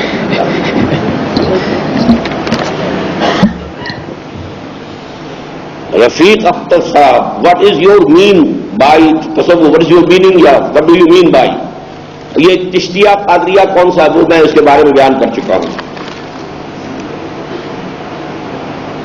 جہانگیر آوان صاحب, keeping in view the undoubtful importance of Sharia and Tariqah, we can look up to the promised destiny of Islam. On the other hand, when we glance at the immoral and lamentable and everyday worsening condition of Muslims, are we in a position to make a safe guess that we will be able to see Islam meeting its promised destiny, or our second generation or third, or yet it will take centuries for Islam to dominate the world? اس کا time table تو کوئی نہیں دے سکتا. اس کا ایک جواب تو وہ ہے کہ جو قرآن مجید میں حضور سے ایک سے زائد مرتبہ دلوایا گیا, قل ان ادری اقریب ام بعید ما توعدون, اے نبی کہہ دیجئے کہ میں نہیں بتا سکتا, مجھے نہیں معلوم کہ جو کچھ تم سے کہا جا رہا ہے, وعدہ کیا جا رہا ہے, یا جس سے تمہیں خبردار کیا جا رہا ہے, دھمکایا جا رہا ہے, آیا وہ قریب ہے یا دور ہے. یہ ٹائم ٹیبل اللہ تعالیٰ کے پاس ہے. یقین ہے ہمارا کہ اسلام ڈومینیٹ کرے گا, اور ہم میں سے ہر شخص کا فرض یہ ہونا چاہیے کہ اس کے لیے جس کوشچن مارک پر انہوں نے اپنا یہ سیریز آف لیکچر ختم کیا ہے کہ ہر شخص یہ سوچے کہ میں کہاں کھڑا ہوں، اس پروسیس میں میری کنٹریبیوشن کیا ہے، میں کچھ کر رہا ہوں کہ نہیں کر رہا، آیا میں نے بھی دنیا ہی کو اپنا مقصود و مطلوب بنا لیا ہے، یا یہ کہ میری زندگی کا مقصد وہ بن گیا ہے جو ملک رسول اللہ خان عزیز صاحب کے اس شعر میں ہے کہ میری زندگی کا مقصد تیرے دین کی سرفرازی، میں اسی لیے مسلمان، میں اسی لیے نمازی. یہ کوشچن جو ہے شخص کو خود کرنا ہے. اس کے بعد میتھڈالوجی کا سوال ڈاکٹر صاحب نے اٹھایا، بہت سے اٹھایا ہے، اس کے لیے غور و فکر، لیکن اس کی ساری بحث بھی ریلیونٹ اس وقت ہوتی ہے جبکہ ڈٹرمنیشن ہو چکی ہو کہ اب اسی کے لیے جینا ہے، اسی کے لیے مرنا ہے. تب پھر سوال پیدا ہوگا، جوئندہ یا بندہ تلاش کرنے والے کو وہ مل جاتی ہے بات. چلیں یہ رکھو بھائی دوبارہ. The cultivation of scholarship and the promotion of learning, science and technology, there's no doubt that there is a shortage of this among the Muslims. But before you can answer this question, let us look at the Muslims who have achieved scholarship, who are the intellectuals. It's not an issue of just cultivating scholarship, it's the type of scholarship which is being cultivated. They are cultivating scholarship which is leading the society away from Islam. First of all, this decision has to be made. The individuals who are scholars or who are becoming scholars, that their scholarship should lead the society towards Islam. Whereas the reality is that the individuals who are scholars and learned people, they're taking the society away from Islam. And this is the problem, is not so much that the Muslims don't have smart scholars and they don't have smart scientists and technicians. I live in the United States. The smartest individuals, the smartest scholars, the smartest scientists, they are Muslims. It's a Bengali who designed the Sears Tower. A Bengali. And there are hundreds of other examples like this. So it's not just an issue of cultivating scholarship and learning. The more important issue is the type of scholarship and learning which is being cultivated. Even the minuscule amount of people who are scholars and scientists, even if they were to turn their attention towards Islam, I think we have enough such people among us to change the whole direction of society. We don't need more scholars and more scientists. We need to reform the thought patterns of those people who already are.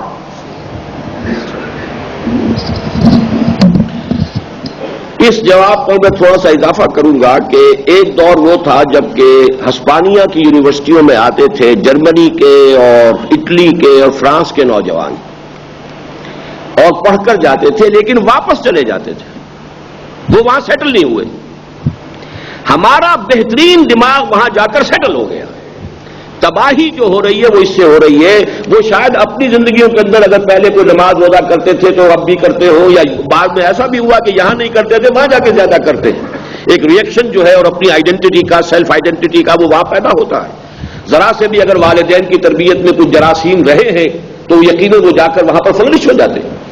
ایسے لوگ موجود ہیں، لیکن یہ کہ ان کی آئندہ نسلوں کا کیا ہوگا وہ انتہائی خوفناک ہے. در حقیقت کے جو 90-95% کے بارے میں میرا بھی اندازہ تھا، اور یہی بات باسط بلال نے بھی کہی ہے، اور یہی ہمارے تنظیم اسلامی نارتھ امریکہ کے امیر جو آئے ہوئے ہیں کل انہوں نے بات کہی. تو یہ ایک بہت بڑا پرابلم ہے. ہمارے لوگ وہاں جائیں، وہاں سیکھیں، آئیں، یہاں آ کر کام کریں. اور حال ہی میں نے ایک اور سائنسدان جو ہمارے یہاں آئے تھے، اب اللہ کا شکر ہے وہ تنظیم میں شامل ہو چکے ہیں، ڈاکٹر لودھی، جنہوں نے یہاں لیکچرز دیے تھے 2 سال پہلے یا پچھلے سال تھے. تو انہوں نے جو بات، میں نے پھر ان کو رکھا کہ اب آپ میچور ہو گئی آپ کی سروس، آپ ریٹائرمنٹ لے سکتے ہیں، لیکن ان کا میں سائنس کا میں تو اس کے اندر لگا رہنا چاہتا ہوں. میں نے کہا، اور چونکہ وہ اسی میں ہے نیوکلیئر سائنس میں، اگر آپ نے کوئی اور پرزہ ایٹم بم کا اور سوفسٹیکیٹڈ بنا دیا، وہ کس کے خلاف استعمال ہوگا اس وقت؟ آپ تو ان کو قوت پہنچا رہے ہیں. آپ کی ساری ریسرچ کا فروٹ کس کے حق میں جائے گا اور کس کے خلاف جائے گا؟ یہ ساری جنگ جو اسلام اور عالم اسلام کے خلاف جو بات آپ نے سنی اور متفق علیہ بات ہے، تو در حقیقت ہمارے سائنسدان، میں تو وہ شعر پڑھا کرتا ہوں کہ یہ موتی علم و حکمت کے کتابیں اپنے آبا کی جو دیکھیں، ان کو یورپ میں تو دل ہوتا ہے سی پارا. ہمارے مسلمان سائنسدان جو وہاں پر بیٹھا ہوا ہے اور جتنا برین وہاں پر ہے اس وقت ہمارا، واقعہ یہ ہے کہ وہ سپورٹ کر رہا ہے اس کو. ان کی محنت ہے، ان کا خون جل رہا ہے، لیکن وہ سستا خون مل گیا ہے ان کو، اور اس خون سے در حقیقت وہ اپنے چراغ روشن کر رہے ہیں. اور وہ ساری کی ساری قوت کس کے خلاف استعمال ہوئی؟ तो ये चीज है कि जो काबिल गौर है। कराची से अब्दुल कादिर साहब का सवाल था, what do you mean by तसव्वुफ तरीका, इज इट द प्रिवेलिंग तसव्वुफ ऑफ खानकाही सिस्टम और द कुरानी तसव्वुफ विद इन एहसान। मैं समझता हूं कि सही बात आपके सामने मौजूद है, पहले ये सवाल नहीं है, तो जो बात मैंने कही है वही आपके जवाब देती कि इस्लाम की इस्तिलाह जो है कुरान की वो एहसान है, और ये एक ही प्रोसेस की फाइनल स्टेज है। लैसा अलल्लज़ीना आमनू व अमिलुस्सालिहात जुनाहुम फीमा तइमू इज़ा मत्तक़ौ व आमनू व अमिलुस्सालिहात सुम्मत्तक़ौ व आमनू सुम्मत्तक़ौ व अहसनू वल्लाहु युहिब्बुल मुहसिनीन। ये आया मुबारका और हदीस जिब्राइल जिसे कहा गया उम्मुस सुन्ना, ये बुनियादी चीजें हैं कि इस्लाम, ईमान, एहसान। शमसुल आवान साहब के सवालात लंबे हैं कुछ।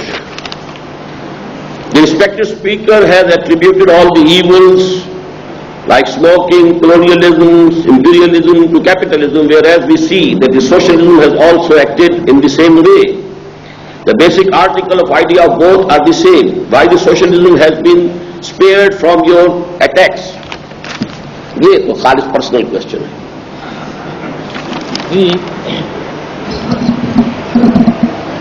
The reason why socialism has been spared from my attacks is because for the past 50 years the Muslim thinkers have spent all their energies attacking socialism and communism.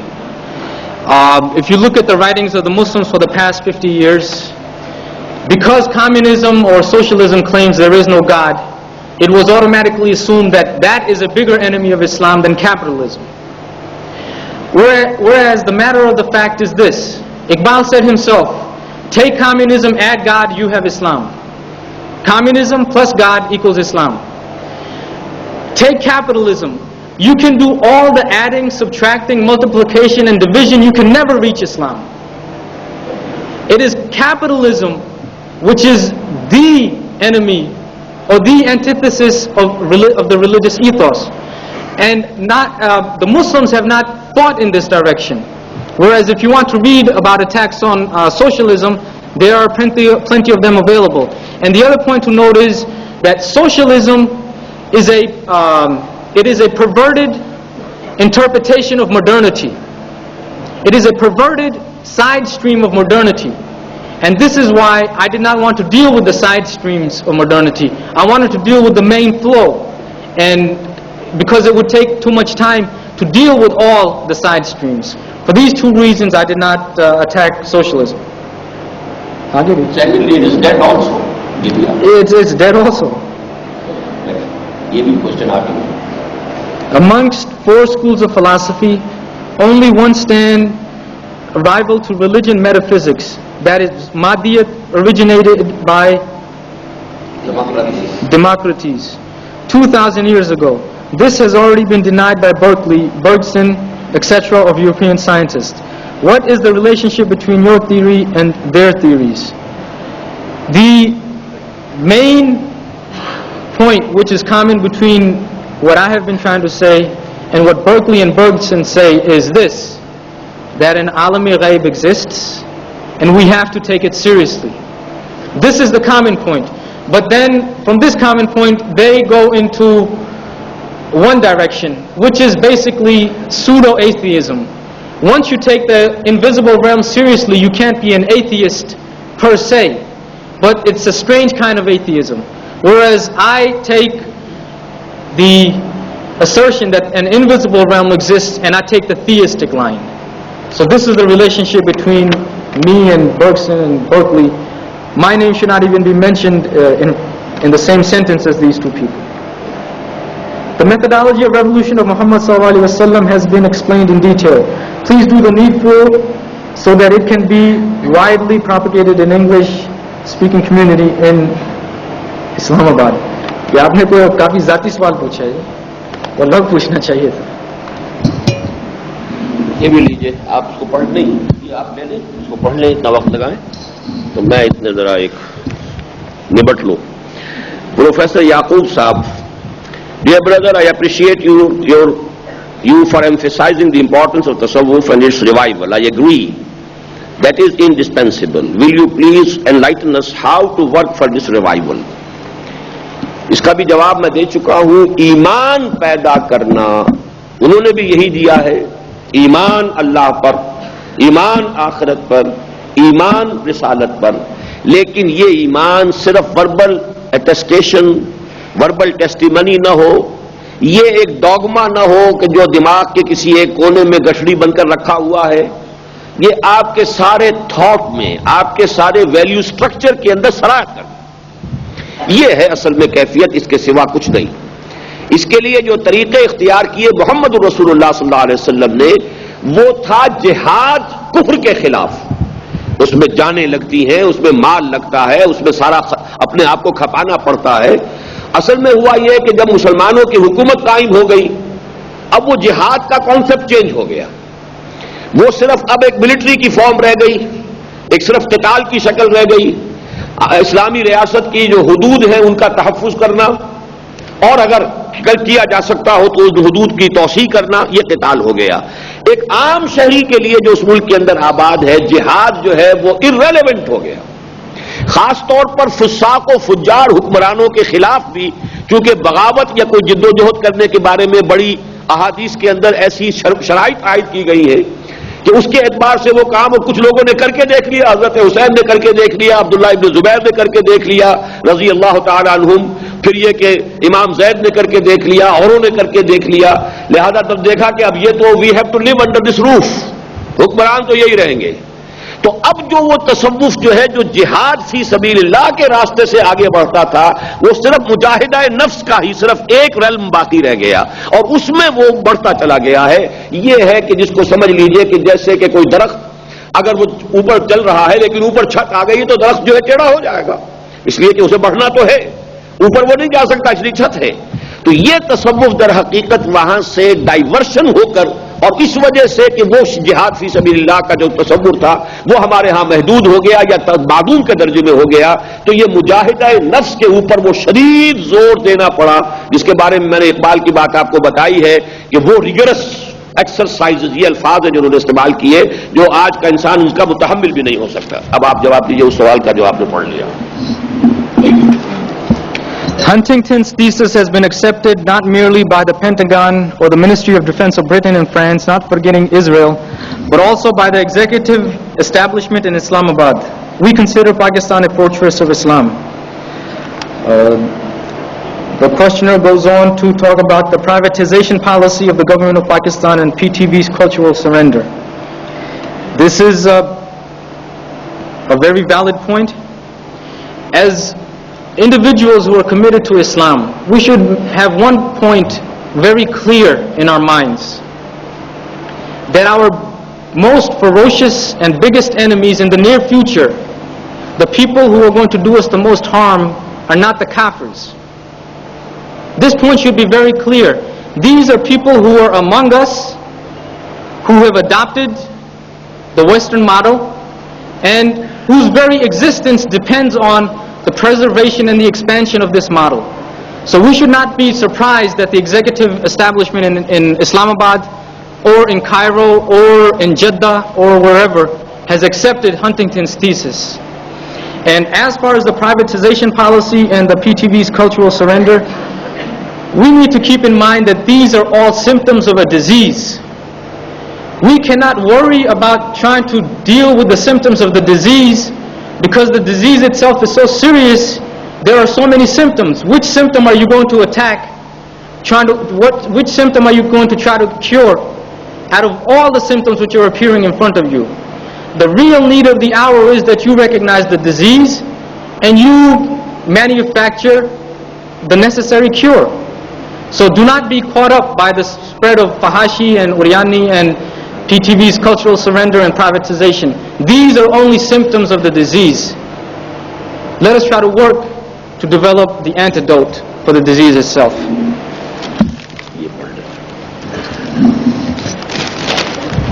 As you say, young men who are studying MD or PhDs in Western countries are destroyed. So what we people have to do to face modern technology and education? Mr. Salim, ya Salam, Salim. इसका जवाब मैं दे चुका हूं कि technology और इल्म हासिल करें और वापस आ जाए, खैर से बुद्धू घर को लौटें, वहां जम के न बैठ जाए। दूसरी बात यह है कि असल जो चैलेंज है वो थॉट के लेवल पर है। अगर हम इस थॉट की जंग में जीत सकते हो और हमारे पास हथियार मौजूद हो तो हम उनको कन्वर्ट करेंगे। उनके टेक्नोलॉजिस्ट और उनके साइंटिस्ट होंगे जो कन्वर्ट होंगे और वो इस्लाम को कबूल करेंगे। आपके पास वो सारी जो नो हाउ है और जो सारी एक्सपर्टीज है वो बनी बनाई मिलेगी, बशर्ते कि आपके पास वाकई कोई आइडियोलॉजी है कि जो अपील करे इंसान के इंटेलेक्ट को भी, उसके सोल को भी, उसके दिल को भी, दिल और दिमाग दोनों को अपील करने वाली कोई बात अगर है तो आखिर वो भी ह्यूमन बीइंग्स है, वो भी आदम की नस्ल से है, वो अल्लाह की क्रिएशन है। कौन वो? असल में तो बात यह कि हम इस काबिल नहीं रहे। इस्लाम को हमने डॉगमा बनाया, एक खास उसकी जो शक्ल शरीयत की कानूनी शक्ल थी बस वो बाकी रखी, बाकी हुकूमतें हमारी जो है बदमाशों की और अय्याशों की हुकूमतें चलती रही। अब भी वही कुछ हो रहा है। तो नतीजा यह है कि दुनिया तो जो कुछ समझेगी तो वही समझेगी कि इस्लाम क्या है, कुछ भी नहीं। यह है वो शहादत जो हम अपने वजूद से दे रहे हैं, इस्लाम के खिलाफ शहादत। जब तक कि किसी एक जगह पर हम एक मॉडल क्रिएट नहीं कर देंगे जिसके लिए पाकिस्तान वजूद में लाया गया था, उस वक्त तक ये बात आगे नहीं बढ़ेगी। वो एक अलग इशू है। बहरहाल इस सवाल की हद तक जो है मैंने जवाब आपको दिया है।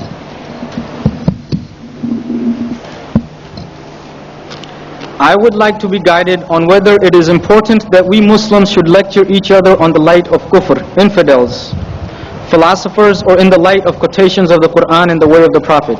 I really admire the knowledge of our speaker on philosophy, but don't you think the challenges of our faith will be a lot?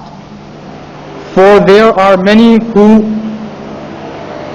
Basically what the questioner is asking is that should we bother to learn about Western philosophy and Western thought? This is a feeling which I have, and I will have to consult with the people who are more knowledgeable than me. You see, we have become so used to cliches and nares. Quran and Sunnah, that's all we need. But if we look at the Quran and Sunnah itself, the reason that the Prophet and his companions were able to succeed in their mission is that they knew their enemy better than the enemy knew himself. That they were so well in touch with the spirit, with the culture, with the philosophy of their own people among whom they were making da'wah. This is essential if your da'wah is to be effective. If you do not know the mentality of the people you're making da'wah to, your da'wah is going to be totally ineffective. And it is not an accident that each prophet who was sent to any given community was from among them who understood their culture, who understood their thought patterns, so on and so forth. The Muslims, they do not understand the culture or the thought patterns or the philosophy of the dominant global culture in which we are living. And it is not just enough to keep on saying that just a knowledge of the Quran and Sunnah is going to be enough for us to accomplish our task. These are two tools which we use, but these two tools have to be complemented with the knowledge of the environment in which we are working. And for this reason, the study of Western philosophy, so on and so forth, it is essential. Now it is very ironic that the people say we need to get Western technology and science. Well, if we need to get Western technology and science, become familiar with that, what about Western philosophy? Isn't that also worthy of being learned?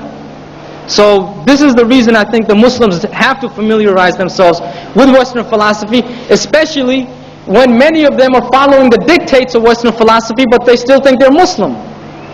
If you can't recognize kufr, you can't recognize Islam. If you don't know what kufr is, you might be practicing kufr thinking it is Islam. For this reason, it is very important to study Western philosophy and to enlighten each other about it. इसमें भी थोड़ा सा इजाफा करूंगा कि हमारे लिए खास तौर पर इससे भी आगे बढ़कर जरूरत है कि हिंदू फलसफे को समझें। ये खित्ता अर्जी जो है बहरहाल एक अलहदा मुल्क की हैसियत से पाकिस्तान है, अल्लाह की बहुत बड़ी नेमत है, सल्तनत खुदादाद है, लेकिन ये कि बहरहाल ये कल्चर के एतबार से, तारीख के एतबार से एक बड़ी एंटिटी का जुज था। ہمارا حال یہ رہا ہے کہ ہم نے یہاں 1000 سال یا 800 برس تک حکومت کی ہے، لیکن ہم نے اس ہندو کے ذہن کو سمجھنے کی کوشش نہیں کی. آج بھی یہ حال ہے کہ ایک صاحب ہے، میں ان کی بڑی عزت کرتا ہوں، انہوں نے بامبے میں ادارہ دعوت القرآن قائم کیا ہے. میں بھی گیا وہاں، اور وہ مرٹھی زبان میں قرآن مجید کا ترجمہ اور کچھ اس کے حواشی شائع کر رہے ہیں. میں ان کے دفتر میں جب گیا، میں نے کہا کہ ایسے خیال آیا کہ وید کتنے ہیں کل؟ کہنے لگے مجھے تو معلوم نہیں. میں نے کہا آپ کو یہ بھی معلوم نہیں کہ کتنے ہیں وید؟ کہ نہیں. میں نے کہا آپ نے کبھی نہیں پڑھے؟ نہیں. تو میں نے کہا بھائی آپ جس قوم کو اسلام پہنچانا چاہتے ہیں اس کا دماغ کیا ہے، اس کا ذہن کیا ہے، اس کی سوچ کیا ہے، اس کا موقف کیا ہے؟ اگر آپ اسے جانتے ہی نہیں تو کیا اسلام پہنچائیں گے آپ؟ اور میں نے خاص طور پر مولانا علی میاں سے، یہ آج سے کوئی 10 سال پرانی بات ہے کہ میں ان سے ملنے کے لیے گیا تھا، تو میں نے وہاں ان سے کہا رائے بریلی میں کہ مولانا میں آپ سے درخواست کرتا ہوں، باقی دارالعلوم کے لوگ تو کبھی نہیں مانیں گے، لیکن ندوے کی اپنی ایک امتیازی شان ہے کہ آپ اپنے ہاں سنسکرت لازم کیجئے، تاکہ آپ کا فارغ التحصیل جو ہے وہ یہاں کے ذہن کو سمجھتا ہو کہ ذہن ہے کیا، اور وہ اس کی ڈائریکٹ جو اصل اس کی سورسز ہیں اس سے سمجھے. تب تو پھر یہ کہ اسی فریکوینسی کے اوپر کوئی کمیونیکیشن ہو سکے گی، ورنہ نہیں ہو سکتی. بہت پسند فرمایا کہ ہاں یہ بات آپ نے کہی بہت عمدہ ہے. 4 سال کے بعد شکاگو میں ملاقات ہوئی. میں نے پوچھا مولانا وہ کام شروع ہو گیا؟ فرمایا میں تو وہ بھول ہی گیا. اب یہ ہمارے ہاں کا موسٹ انلائٹنڈ مولوی ہے. پورے عالم اسلام کا اس وقت میں سمجھتا ہوں کہ علماء میں سے موسٹ انلائٹنڈ، پورے عالم عرب میں لوگ جو ہیں ان کی تقریر اور ان کی تحریر جو پڑھنا جو ہے وہ اپنے لیے ایک طرح کا یہ سمجھتے ہیں کہ گویا کہ عربی ادب کا جو ہے وہ شاہکار جو ہے وہ در حقیقت یہ ہے. لیکن یہ کہ حال یہ ہے ہمارا، تو ہمیں تو خاص طور پر یہ سمجھنے کی بھی ضرورت ہے. یہ ذرا آپ اسٹڈی کیجئے، میں اس کا جواب دے لوں ذرا. Will you please tell us, یہ ذرا بڑا چیلنجنگ سا انداز ہے. What is the concept of soul? What is the difference between the soul of animal and that of human being? بڑا بنیادی سوال ہے، اس کا جواب میں دے رہا ہوں. روح کا لفظ صرف انسان کے لیے مستعمل ہے یا ملائکہ کے لیے مستعمل ہے؟ حیوانات میں جان ہے، جان اور شے ہے. ہمارا سب سے بڑا مغالطہ جو ہے اور سب سے بڑی جو اس کے اندر ہمیں ٹھوکر لگی ہے، جان کو روح کے ساتھ ہم نے یہ ایک آئیڈینٹیفائی کر دیا ہے کہ شاید جان ہی روح ہے. جان تو گھاس کے تنکے کے اندر بھی ہے، وہ بھی زندہ ہے، لیونگ آرگنزم ہے. کیڑی میں بھی ہے، کتے میں بھی ہے، بلی میں بھی ہے. انسان میں جان بھی ہے اور جان کے علاوہ ایک شے ہے جس کا نام روح ہے. وَنَفَخْتُ فِيهِ مِن رُوحِي، جس کا کہ ایک ڈائریکٹ تعلق اللہ تعالیٰ کی ذات مبارک کے ساتھ ہے. یہ انسان کا اصل میں ہے معاملہ. جان سے اس کو نہ آپ کیجئے. اور جو حدیث میں آتا ہے کہ 4 مہینے کے بعد فرشتہ آتا ہے اور يَنفَخُ فِيهِ الروح، 40 دن جو ہے وہ نطفہ رہتا ہے، 40 دن علقہ ہے، 40 دن مضغہ ہے، اور اس کے بعد پھر جو ہے فرشتہ آتا ہے. اللہ تعالیٰ فرشتے کو بھیجتا ہے. يَنفَخُ فِيهِ الروح، وہ کون سا؟ اس سے پہلے جو مضغہ ہے اور علقہ ہے، کیا وہ بے جان تھا؟ وہ تو جو نطفۃ الرجل ہے، سپرمیٹوزوون جو جا رہا ہے، وہ بھی بہت زندہ، بہت متحرک شے ہے. ماں کی طرف سے جو اوم آیا ہے وہ بھی زندہ ہے. ان دونوں سے مل کر جو زائگوٹ بنا وہ بھی زندہ ہے. تو زندگی تو پہلے سے موجود ہے، اصل میں بعد میں وہ روح ہے جو اس میں پھونکی گئی ہے، اور یہ روح ایک بالکل مختلف شے ہے.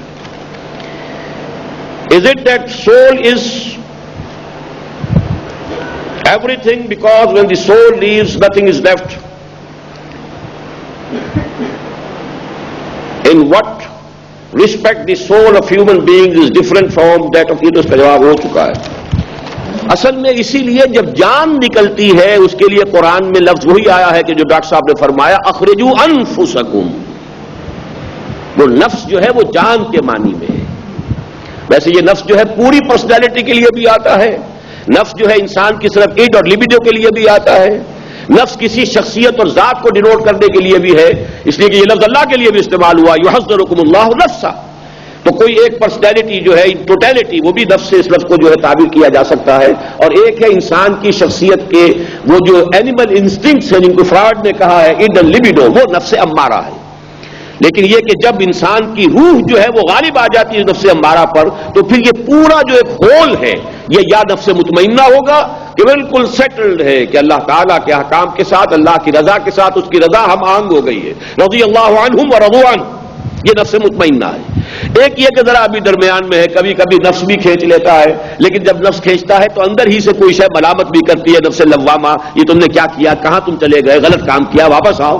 तो ये है दरमियानी कैफियत, नफ्स मुतमइन्ना उसकी सबसे ऊंची शक्ल है। तीसरे क्या है इस सवाल का जवाब? The speaker has explained modernity and its future by the terms like end of history and clash of civilizations, meaning the extermination of Muslims and Islam on the face of the earth. Whereas our concept, based on teachings of Iqbal and Dr. Rafiuddin, the Western thought is already moving towards Islam.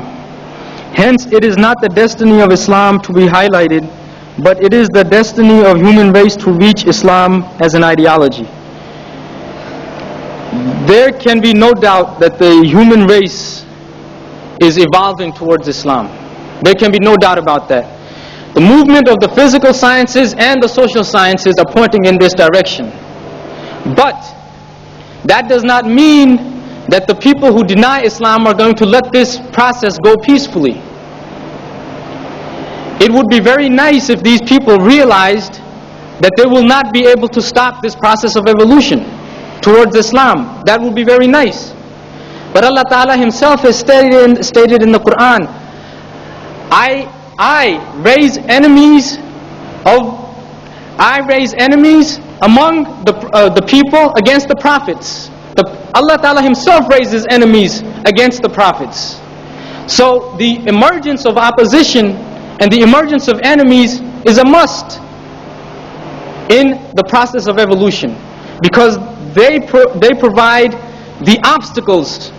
They provide the obstacles which must be overcome, in where the spiritual purification takes place and the muhasabah takes place and greater commitment towards Islam takes place.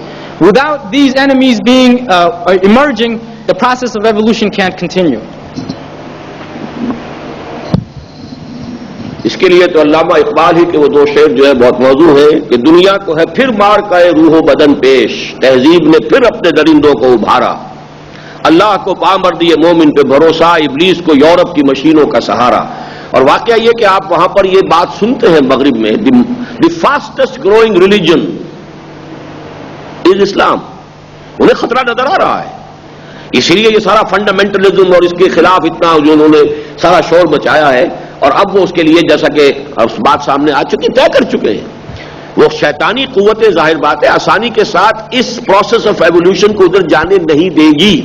उसके लिए अहले ईमान को खड़ा होना पड़ेगा, उनको confront करने के लिए अल्लाह की मदद आएगी और यकीनन उसमें जो है आखिरी फतह मुसलमानों को होगी।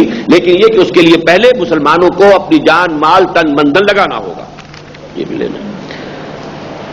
एक साहब ने लिखा है, as Muslims we have no questions as we are in total agreement. My question is, why has this series of lectures not been held before modernist Muslims, e.g. the CSS or the university academies, LUMS, etc., etc. देखिए अभी यहां बात शुरू हुई है, जहां कहीं भी और मौका होगा ये बातें होंगी, अभी शुरू तो हो, लेकिन ये कि वहां कहीं और भी अगर अरेंज किया जा सकते हो इस किस्म के लेक्चर्स, कोई साहब इस पोजीशन में हो तो, अगरचे अब ये जल्दी वापस जाने वाले हैं, लेकिन मैं कोशिश करूंगा कि इनके कोई वक्त जो है ऐसे मकामात पर लेक्चर्स के लिए भी मैं इनसे हासिल कर सकूं।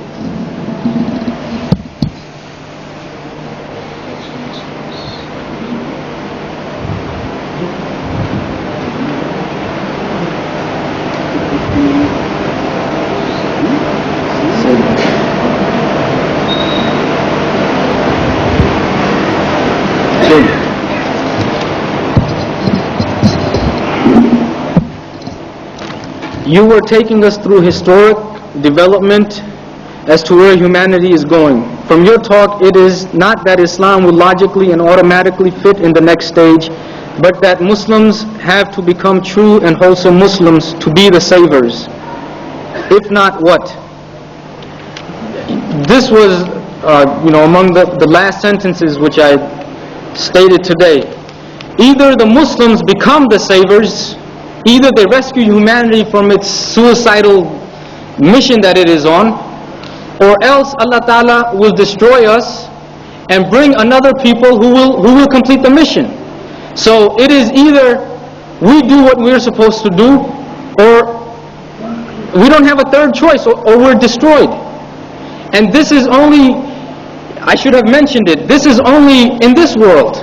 this humiliation, this disgrace, this destruction. What is going to happen in the hereafter, we can't even imagine.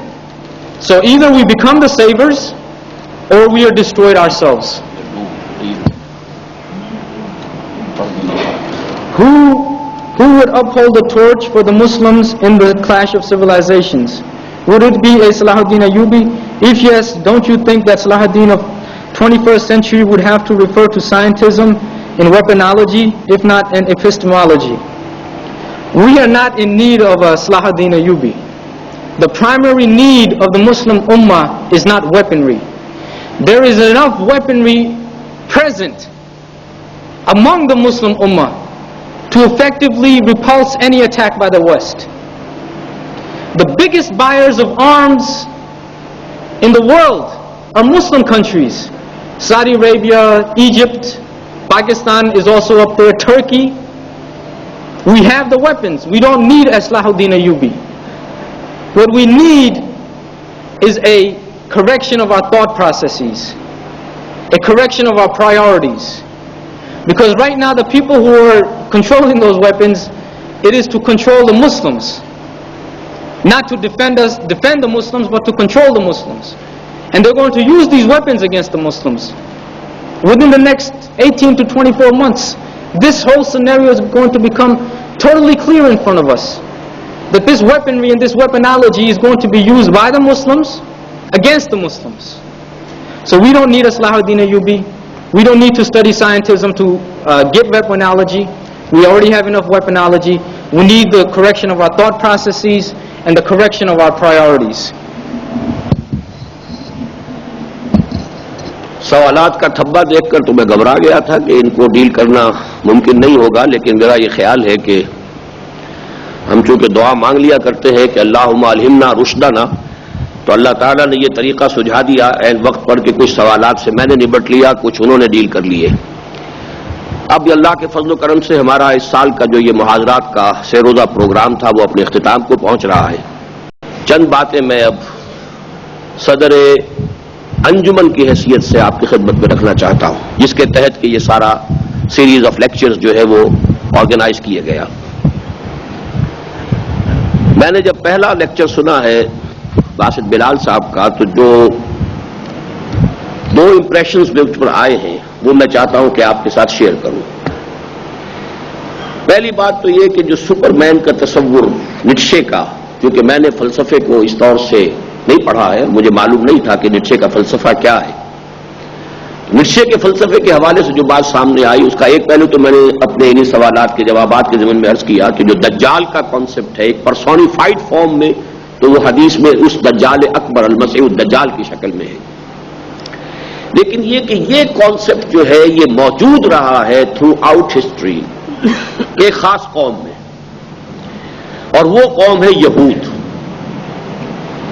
ہم ہیں انسان، باقی تمام انسان نما حیوان ہیں، انسان نہیں.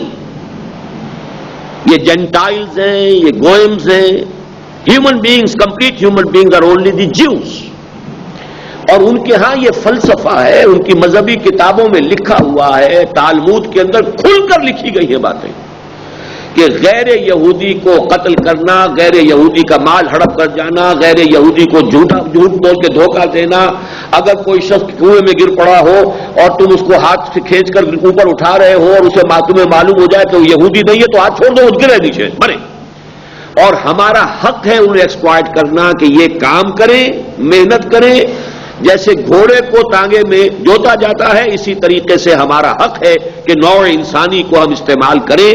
باقی یہ کہ گھوڑے کو بھی دانا تو ڈالنا پڑے گا، کوئی گھاس کھلانی پڑے گی اگلے روز بھی اس کو، اگر آپ نے تانگے میں جوتنا ہے. تو یہ سبسسٹنس لیول تو سب لوگوں کو فراہم کیا جائے، لیکن یہ کہ اصل ملائی جو ہے، اصل کریم، وہ ہمارا حق.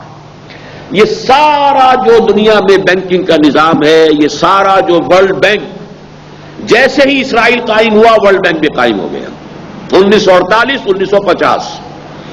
اور جیسے ہی یہ عراق کا بھرکس نکالا، نیو ورلڈ آرڈر کا نعرہ نکل آیا کہ جو یہودیوں نے $1 نوٹ پر 1776 میں جو نعرہ دیا تھا وہ لکھا ہوا ہے اس پہ، اور وہ ہے آرڈوس نوو سیکلورم، یہ انہوں نے باقاعدہ ایک سازش کے ساتھ ذہن کو ادھر جو ہے انسان کے ذہن کو ادھر موڑا ہے.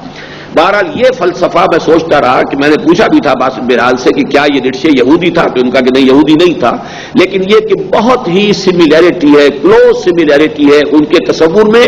اور اس وقت واقعہ یہ ہے کہ وہی ہے جو کنٹرول کر رہے ہیں. ویسٹ جو ہے، ہم لفظ ویسٹ استعمال کرتے ہیں، ویسٹ کس ہے کا نام ہے؟ اس کو ذرا زیادہ کرسٹلائز کیجئے تو انہوں نے صحیح کہا بھی امریکہ، برطانیہ، فرانس.